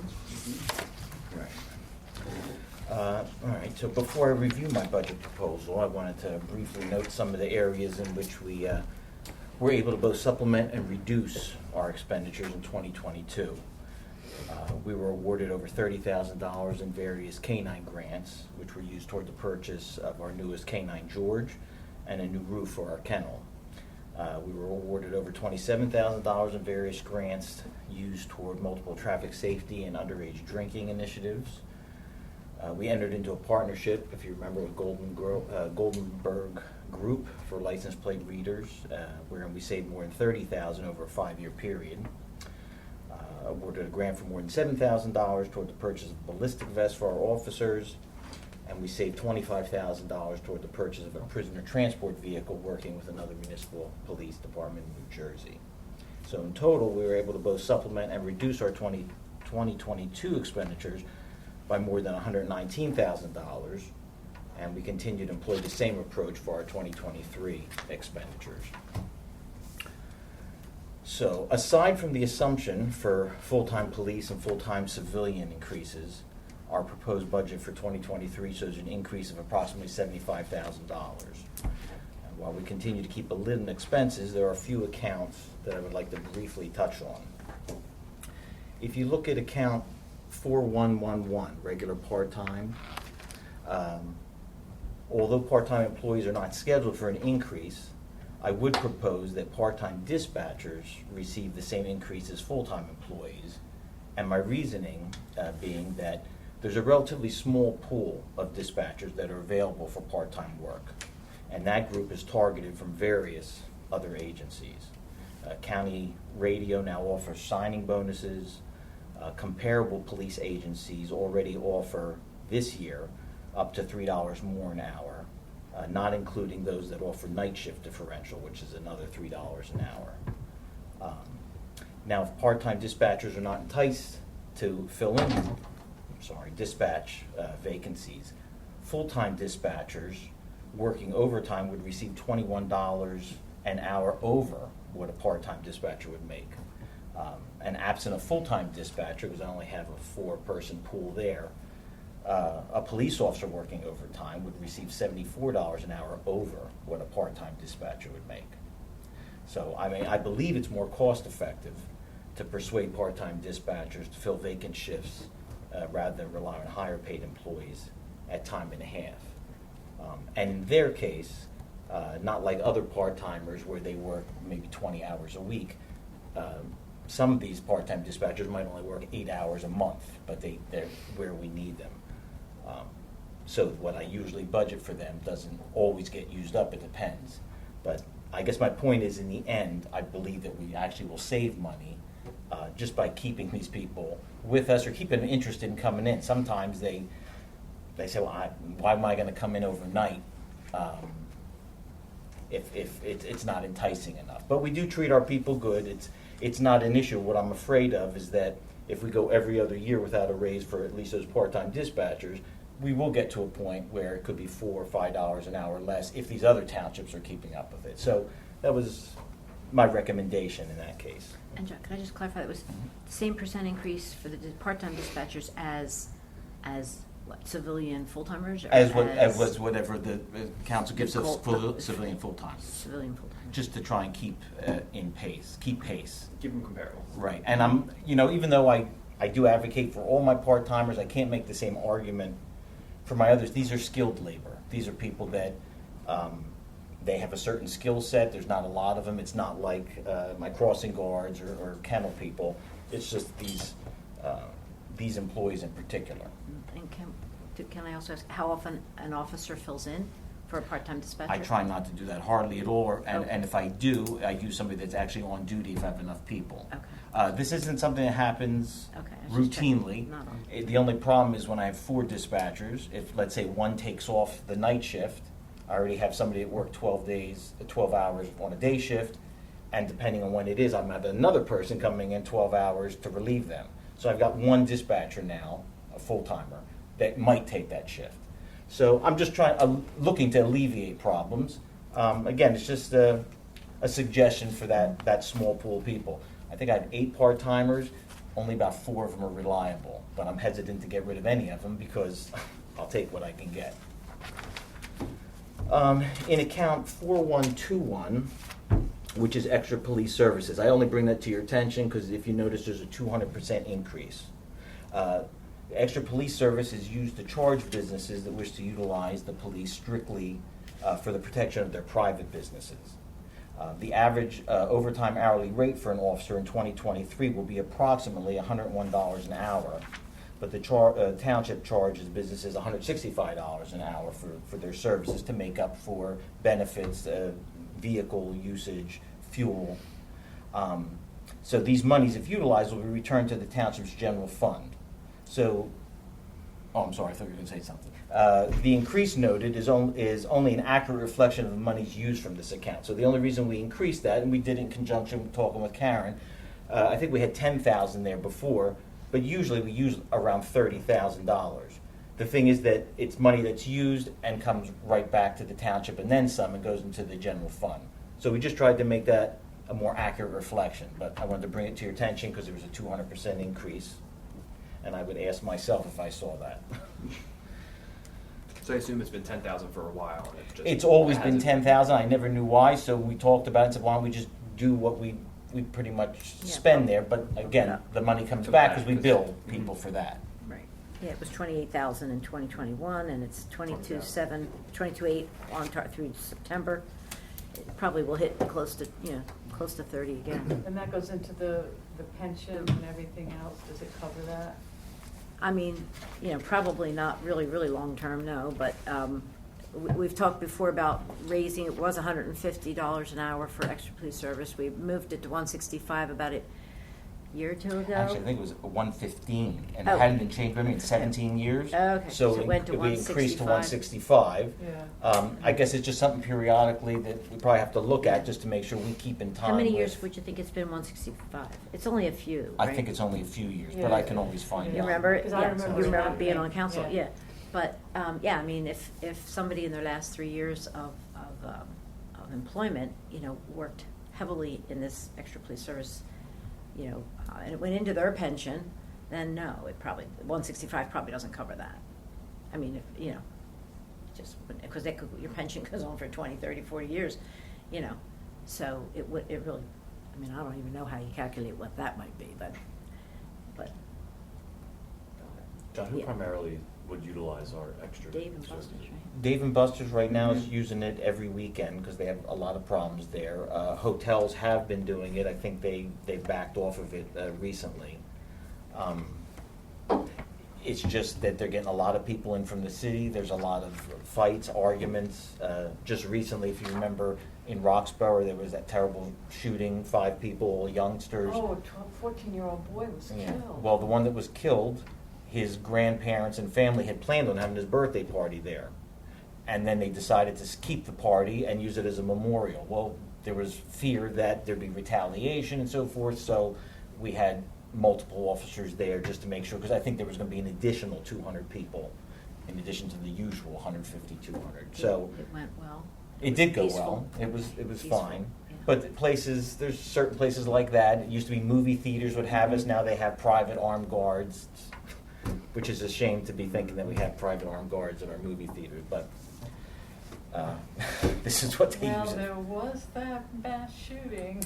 No, The I guy just, dressed as the- it makes me And a want to couple. just stay home and watch streaming on I TV. know. Yeah. Let's see, in accounts, just again to bring to your attention, 4228 and 4238, that's our ammunition and uniforms. You'll see that they each went up 20-some percent. The reason there is primarily due to the sharp increase in cost of ammunition and uniform material, especially ammunition. That's skyrocketed. We actually cut back on how much we get. Ammunition primarily is for training purposes, so we use just what we need, but it takes sometimes 6 to 18 months to get our shipments in, so we try and routinely keep orders in. In account 4263, which is firearms tactical, you'll see an increase of 28%, and this increase is due to the request for a ballistic shield. I think that was a $6,000 item. Montgomery County Police Departments have made a concerted effort to strengthen our response to active shooter scenarios, specifically as it applies to our schools. This year, we enhanced our active shooter training and supplemented our breaching materials for accessing bolts, chains, and metal bars. If you remember that incident in Texas, they had training, they had everything. They didn't have anything to cut the locks and the chains that were on the doors to actually get in, and that's what led to a lot of unnecessary problems. As we do not have any ballistic shields at this point, this item is critical to our immediate response to an active shooter.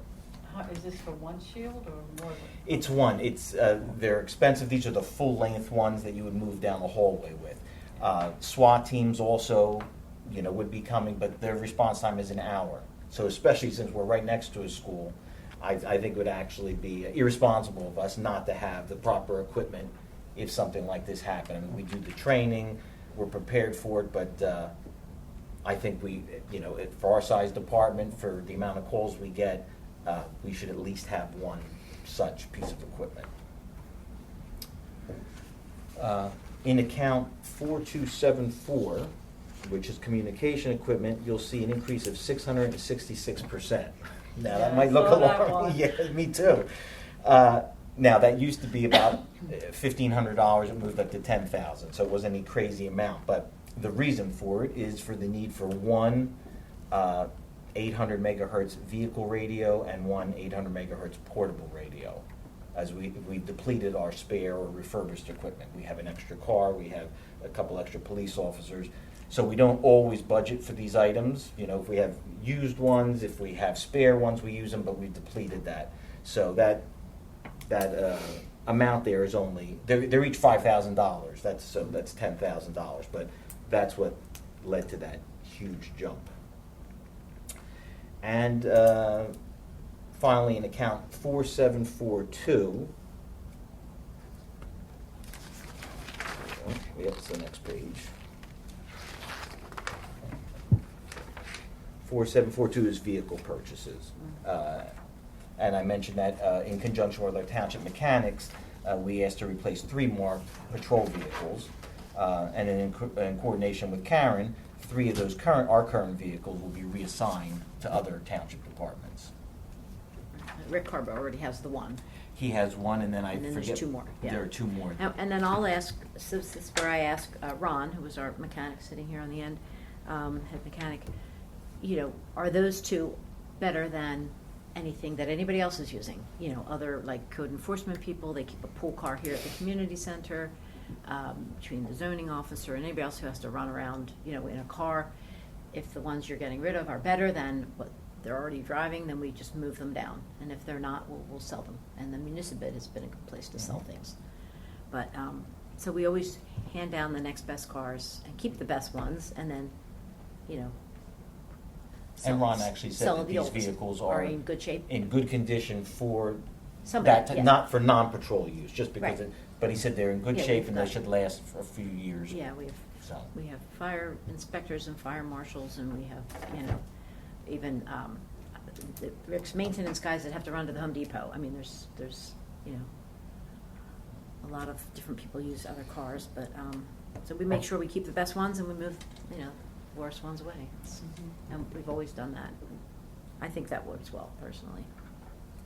And I'm sorry, I did skip one section, 4275 vehicle equipment.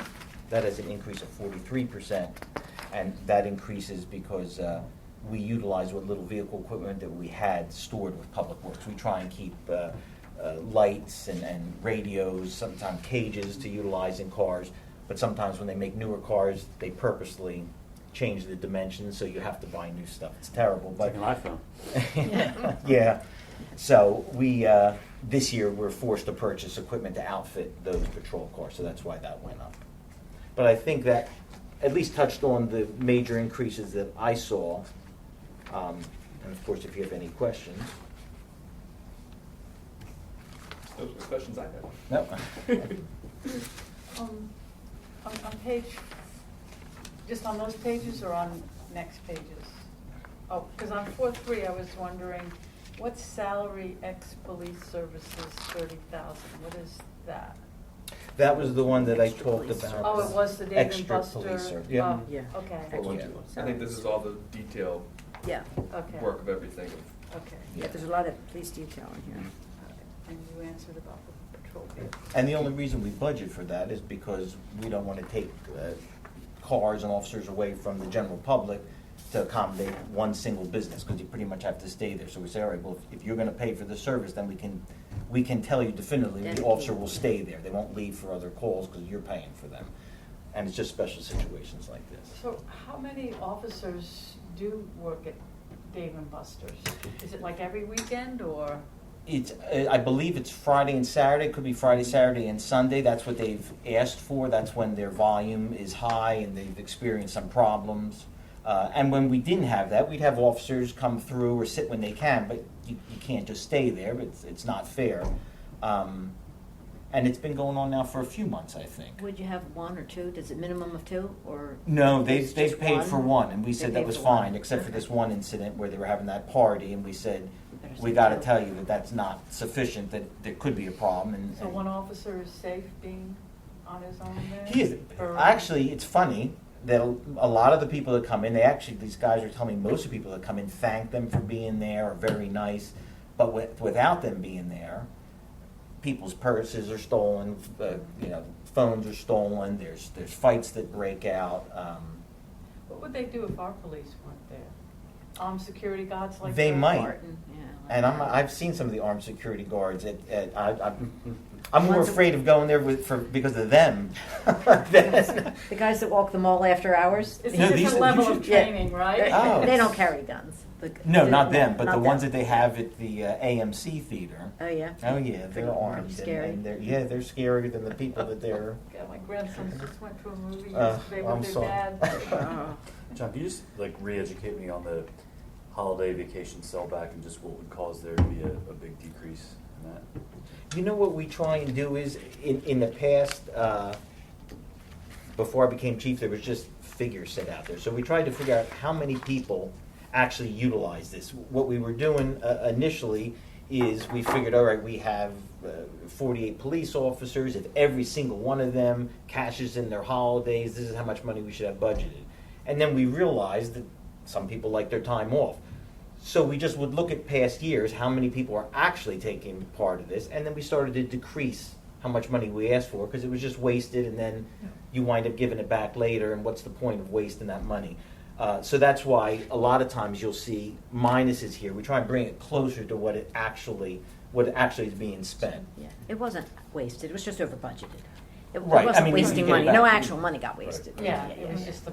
Just But I hate to have, over-budgeted. yeah, I mean, I hate to have, That was like worst case scenario, if everybody cashed it in. if everybody, then it just was never the case, so Nobody did, right. we started. And then, of course, it changes as you have more senior guys and you have younger guys, you start to see that change once in a while, and so then we try and adjust for that type of thing.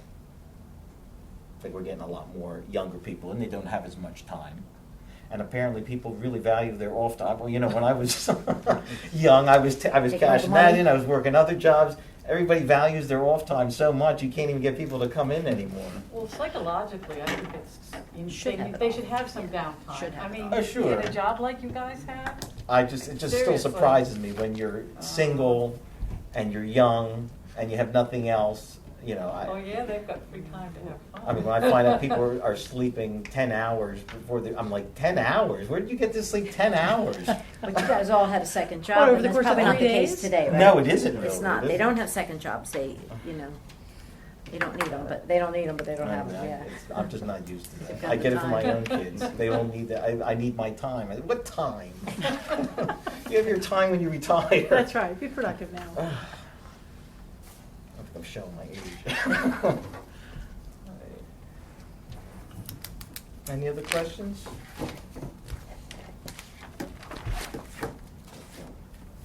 All right. All right, well, thank you. Okay, thank Thank you, you very John. much. All right. See, they should all be as quick as I am. All right, We ask a few more questions as the night goes on. I'm sure. All right, you all take care. All right, See take care, John, Thank thanks. you. Thanks. I was gonna say, I want to answer a question from last week. We had, remember that in revenues, it was on page 2-2, Karen, you asked the question about the solicitor licenses. And what that is, we went back and looked it up. It's the it's like it really is solicitations, the door-to-door guys selling power windows Oh. and sale, new roof, new windows, whatever, the people that come and Oh, knock. those solicitors, I'm Those. thinking lawyer I solicitors. know. I was kind of. I know you were, and I was kind of too. Okay. But that's what that is, because when we went back, it was 25, 25, 25, 25, 25. It was the list of all the people. The 375 actual, was, that's exactly what that was. So the people that come to get a permit to knock door to door, it's $25 a license to do that. So that was that. And we also here today, I guess we'll go on to health and welfare. I think that might have been not in the book last time. So that is 10-1. Fire alarm, or just, it's going to be time to close the building, I hope. Get off the treadmill. Yeah. So, this was in your mail this weekend, yeah. So this health and welfare fund, really is like a pass-through account. We take money out of the general fund, transfer it into this account, and from here we pay, our health insurance, long-term disability, retiree health insurance, life insurance, actuarial services, and it's like pretty much you can see it's budgeted to be a wash account, $4,394,000.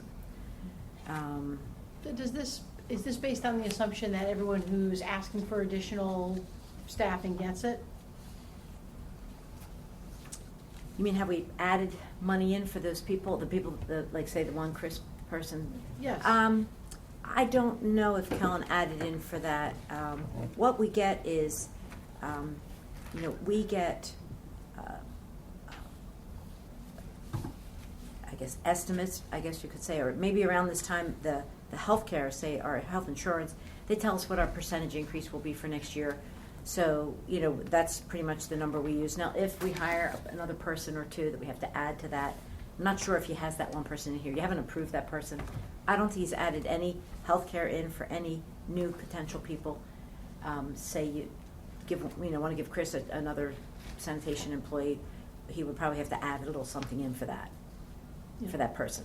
I mean, it's probably You not never a know if they- massive hit to the budget, but along the way, people have asked for additional part-timers and full-timers. so- Well, any part-timers aren't going to get any There are health and no- welfare. No. These, because they don't get life and they don't get LTD. Okay.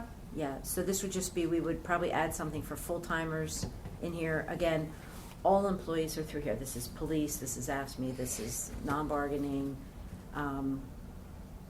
Everybody goes through. So while they may have added it into their budget, a person, like Phil Brady had two in his, none of them had anything in health yet because they haven't been approved. So we don't put them in until we know how many there are. And before you hire the people, you don't know if they're a single, a couple, or a family. So you can't really very 100% accurately budget for them. If it's if it's a couple people, he might just take an average or make an assumption, put it in. Okay. kind of whatever it needs, it will get, because you have to provide these things, so. Right. But this is what it's been year-to-date, this is what it was budgeted last year, and you can see the actuals for 2021.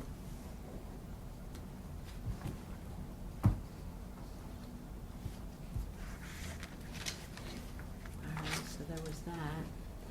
And then the general fund analysis, it's not, also a second page, page 1-2.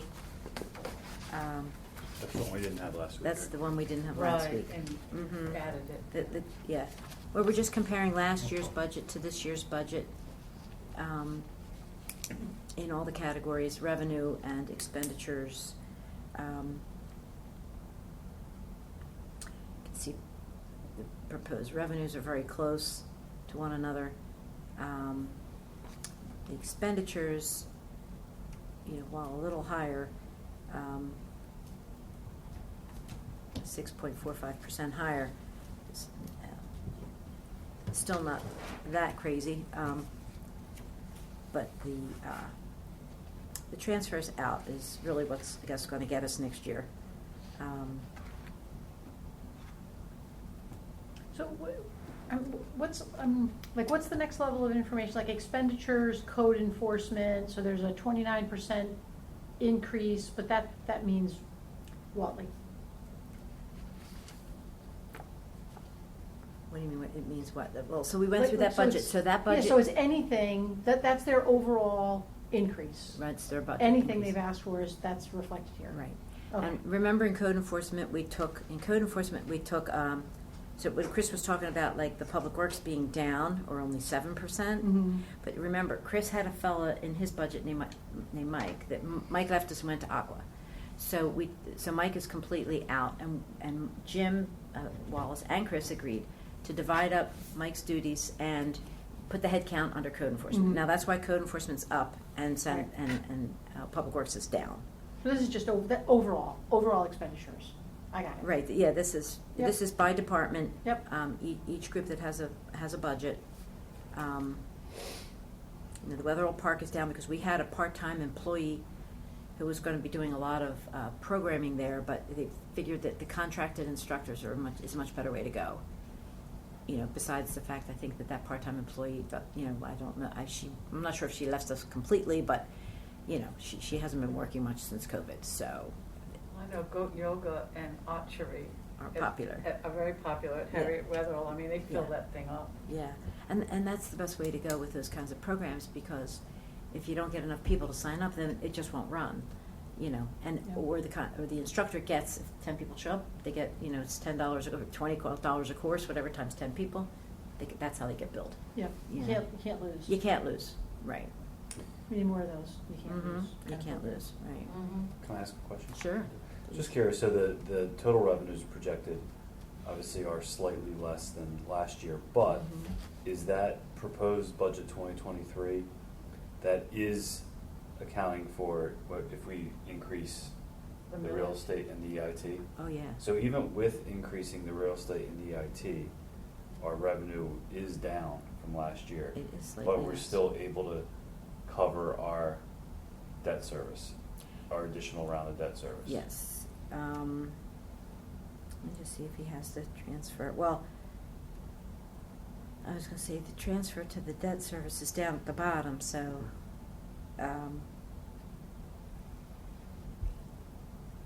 so the debt service is on top of, I don't know how you want to say it.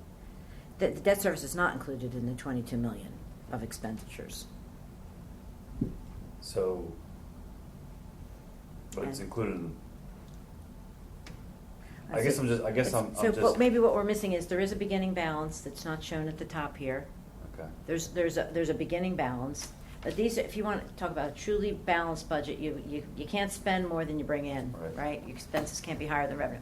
But we do have a beginning balance, and our ending balance, it's not going to be negative.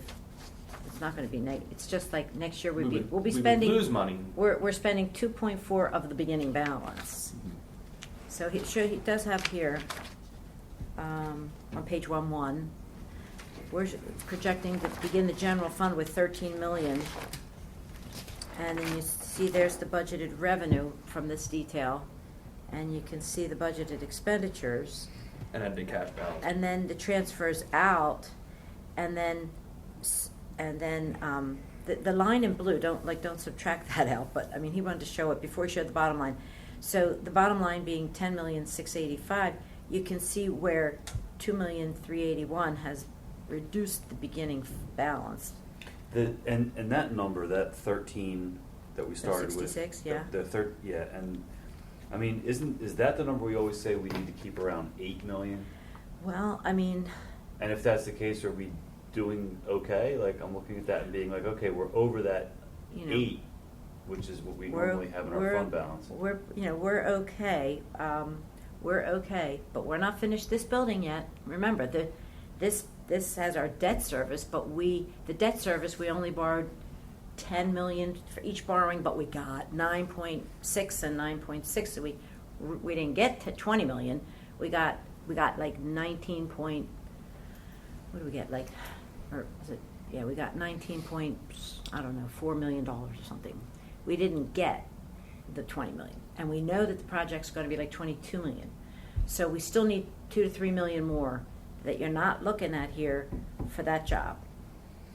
And that's why I say we need to get through 2023, see how many more. We always said we'll use some of the general fund balance, and we can, and we will, and we should. We have to now. We finished our 2 borrowings. But that was the point. The 13 is I won't say it's too high. It's comfortably high.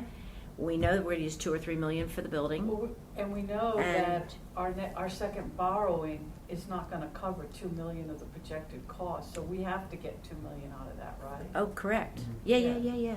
I mean. Yeah, we got less than 20 million. We have an over $22 million project. Yeah. So we're using 2 to 3 million of that beginning balance there for the building, the 700 Belvoir.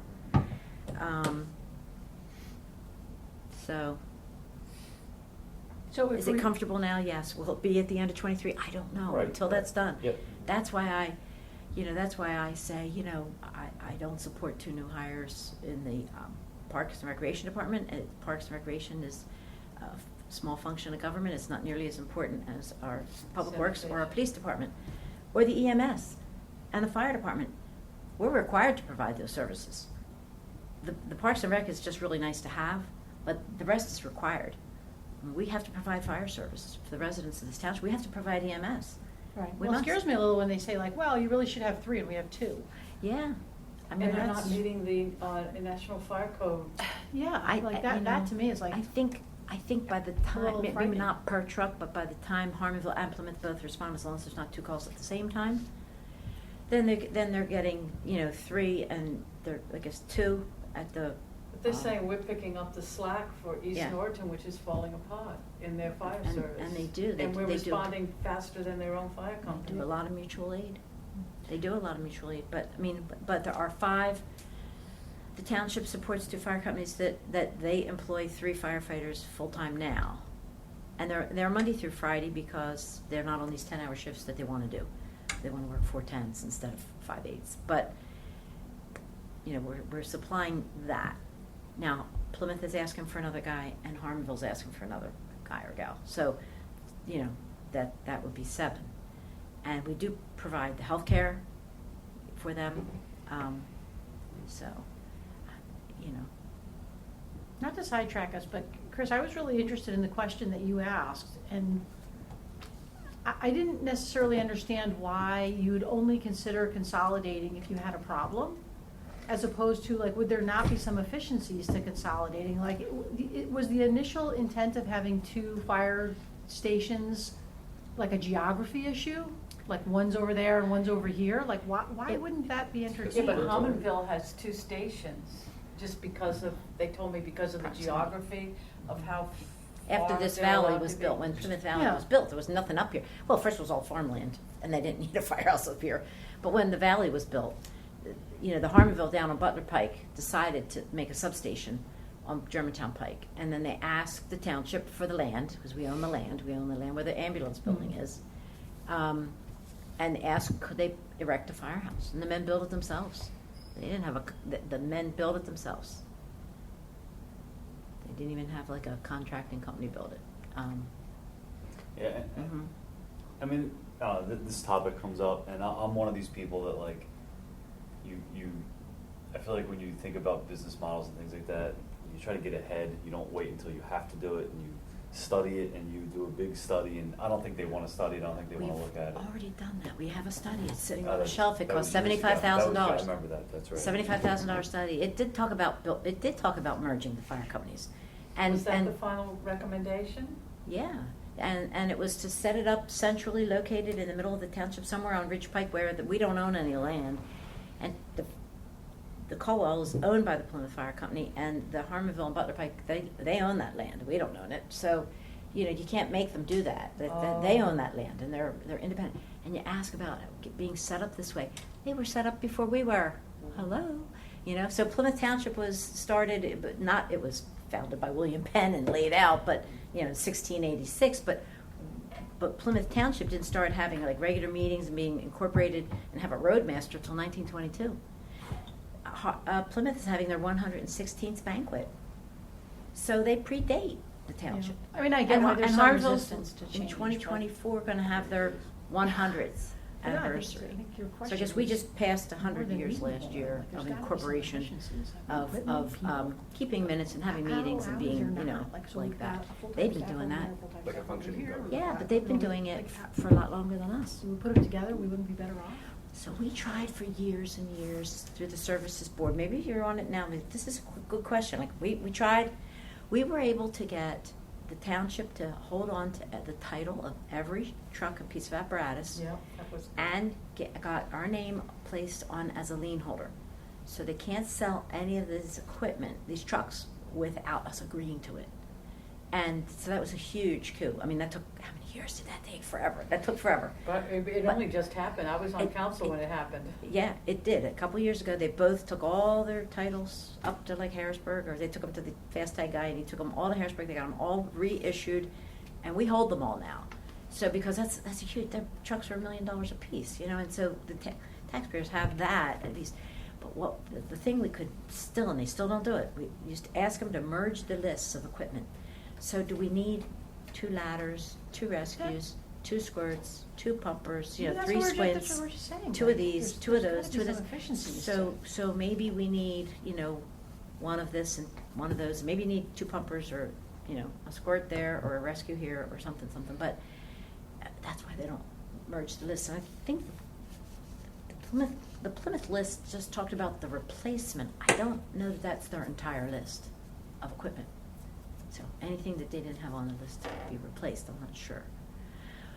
But, because it is a lot of equipment, but do we have, Montgomery County has more equipment than Philadelphia, and it's crazy. But when you think again, down a rabbit hole, but like over time, you're maintaining all of that equipment, you're replacing all of that equipment, like Is it times necessary? 2, like does it make sense? Is it necessary? Yeah. And staffing, if the staffing was put together, instead of having, 4 full-timers here and 3 over there, you'd have 8 all together in one spot, like could you not So cover when you all? needed 2 people on a truck. Or 3. That truck, it doesn't matter where it's parked, spending the They're- night there, those full-timers, Right. rather than. Yeah. Well, there don't have many full-timers overnight yet. The full-timers are all daytime workers. And if people staying overnight, they're part-timers on that SAFER grant. Yeah, Anyway, I thought it was a Yeah. very reasonable question, but yeah. clearly it was not. I didn't. Well received. It was And it a never bit will of a be. murky answer. Never will be. Yeah. Even if it ever happens, it still won't be well received. It's Beautiful to ask that. it's Yeah. a strong tradition of just of history. They've got such strong history. Well, I get that, they're probably very proud of what they do. They and are. they're They very are. much And affiliated with their, And they should be. their company. I get that. Mhm. Okay. Yeah. Yeah, so I think, I guess that's it. No questions on this? What's the next budget meeting? It's actually the 15th. It's a Tuesday. So we're going to you have a meeting on Wednesday. The workshop is Wednesday after Election Day. Wednesday the 9th is workshop. Yep. 14th is the regular meeting, and the 14th there is a hearing for the apartments in the shopping center zone at 6 o'clock, and then the regular meeting at 7. What day was that? I'm sorry. So you're going to meet on the 9th 9th, yep. at 6 o'clock, the 14th at 6 o'clock. That's the second Monday. That's your regular meeting night, but you do have a hearing at 6 o'clock. And then the budget meeting. And then the budget meeting is Tuesday, the 15th at 6 o'clock. So they're all 6 o'clock because of the hearing on the 14th. That's So back to more or can- less regular scheduling. Yes. Can It you needs to explain stay what that. happens with all of this? Like, after all of these Mhm. budget conversations, what is the process? So next, on the 15th of November, which is the last budget meeting, we're gonna go over the sewer fund, the capital fund. We're gonna go over, remember, like, the capital fund gets most of its money from the general fund. So it's, again, using this money, if there's has to be transfers in, or if there's too many projects, or projects have to come out because there's just too much in there. But anyway, you'll go over those funds. The sewer is easy because the money we expect to pay out has to be covered by the amount we charge people in their sewer bills. So I don't know if Kellen and I've looked at it, I haven't looked at it yet, but to see if we think we need a very small sewer increase or not this year, or if it's every year and a half or two, if not every year. Something very small to just make sure we're covering our costs. Kind of an in and out again type of a fund, with a couple of projects in sewer capital. And then you're going to talk about the donations that you might make to charitable type organizations and to sports, mostly youth sports, and to the fire companies and to the ambulances. And I'll tell you, it's another decision you have to make, but as a placeholder, because AFSCME has been, by contract, they're getting 3.5% increase next year. We put 3.5% in just for all employees, including police, even though they're in negotiations. And we don't know what that number will be for police, but we put the 3.5% in as a placeholder for everybody. Telling people doesn't mean that that's what they're getting, but generally council's been kind and generous to give everybody, like, it was easy, the police were 3.5%, AFSCME was 3.5%, and they gave everybody 3.5%. But you'll discuss that. You'll discuss what the cost of living or it will be for the non-bargaining employees, and I'm just trying to think if there's anything else. You'll make the decisions. Are you going to give Chris one person? Are you going to give the fire marshal a vehicle? Are you going to that list that I had with the yes and my suggestions, yes and no? Are you going to give 2 more employees to the community center? So you have to decide those decisions, the things you have to decide. And then Kellen will wrap all that up. He'll make the changes into the budget. And then the reason I had asked to move it up is because then the next week is Thanksgiving, but he'll have to make any changes, and we'll have to create an ordinance and advertise it in advance of, I think, December. If your calendar, it's like, I think it could be this, the 4th and the 11th, I think, something like that, maybe. Whatever it is, yeah, but we have to advertise, back in November, at the end of November, we have to advertise for the budget. For you to adopt it in December, at your regular meeting in December, you'll adopt a budget. It'll have the tax increases in it, the millage increases, so that information then goes to the Pennsylvania Bulletin, and then it goes to, to the county and whoever else it needs to go to, and the tax collector, so when they prepare the bills, they know. And they have to notify all the businesses, what the earned income tax rate will be come January 1. So there's, a lot of back steps that have to happen. And then the budget gets advertised, and then you adopt it, and then we start January. Thank you. Yeah. But there's any changes he'll have to go through and make, So when Chris was talking about the increase, tonnage and everything on Mhm. the waste, and the developments that add to it, what decided that farmland over there was going to be township streets with township services rather than an HOA? So, How does that get decided? yeah, it's a combination. So if the developer follows the guidelines of our subdivision land development ordinance, in other words, if he's willing to make the streets a certain size, our required size, 50-foot right away, then they're following all the rules. You know what I mean? And I don't. I'm trying to think, I don't know if they ask per se, but they follow all the rules that would make it eligible to be a public street. There's always an ordinance, you don't always have to approve it, but, you know, you generally do, if they follow the rules. Because the Powell development down the street from me is going to be an HOA. It will, because Why there's, is that? why? Because there's, well, first of all, they're not even gonna have like real streets, Oh. you recall, and they're certainly not gonna be 50 feet wide, Okay. right away. And the I didn't town- know that. Oh, yeah, no, because they had to go through all kinds of ideas what to call that. It's a common driveway, like, right, because the Pals are still gonna use the main drive, Mhm. and then off of that are gonna come driveways, not roads. You know, Oh, okay. you know, it's really like driveways are coming off that, which 10, So it's not a 20 feet street. wide. It's not a street. No, I mean, street has to be 50-foot right-of-way, 40-foot cartway, which is paved, you know, and the other spaces, or I guess it's 30 paved, and the other 10 on each side is for the curb, the grass, 4 feet of grass, 4 feet of sidewalk, and even a little bit of space on the other side is still all right-of-way. You know, if they build it to be a public street, council will take it as a public street. Your neighborhood, my neighborhood, you know, maybe not yours, Chris's neighborhood. That's, you know, they will do it. The townhouse developments, because they want to crowd as many in as they can, none of them have a 50-foot right-of-way. And none of them probably have a 30-foot paved road. Like all that stuff going on Small. off of They Butler keep- Pike. Oh, yeah, that village station, that won't be, well, it's, They're Yeah. townhouses. yeah, they're townhomes. Every townhouse developer will want to squish them in. So they don't give the 50-foot right away, so they can't be public streets. And they don't plant trees. They don't plant enough trees. Like anything, trees. Have we adjourned yet? Can we adjourn on the trees?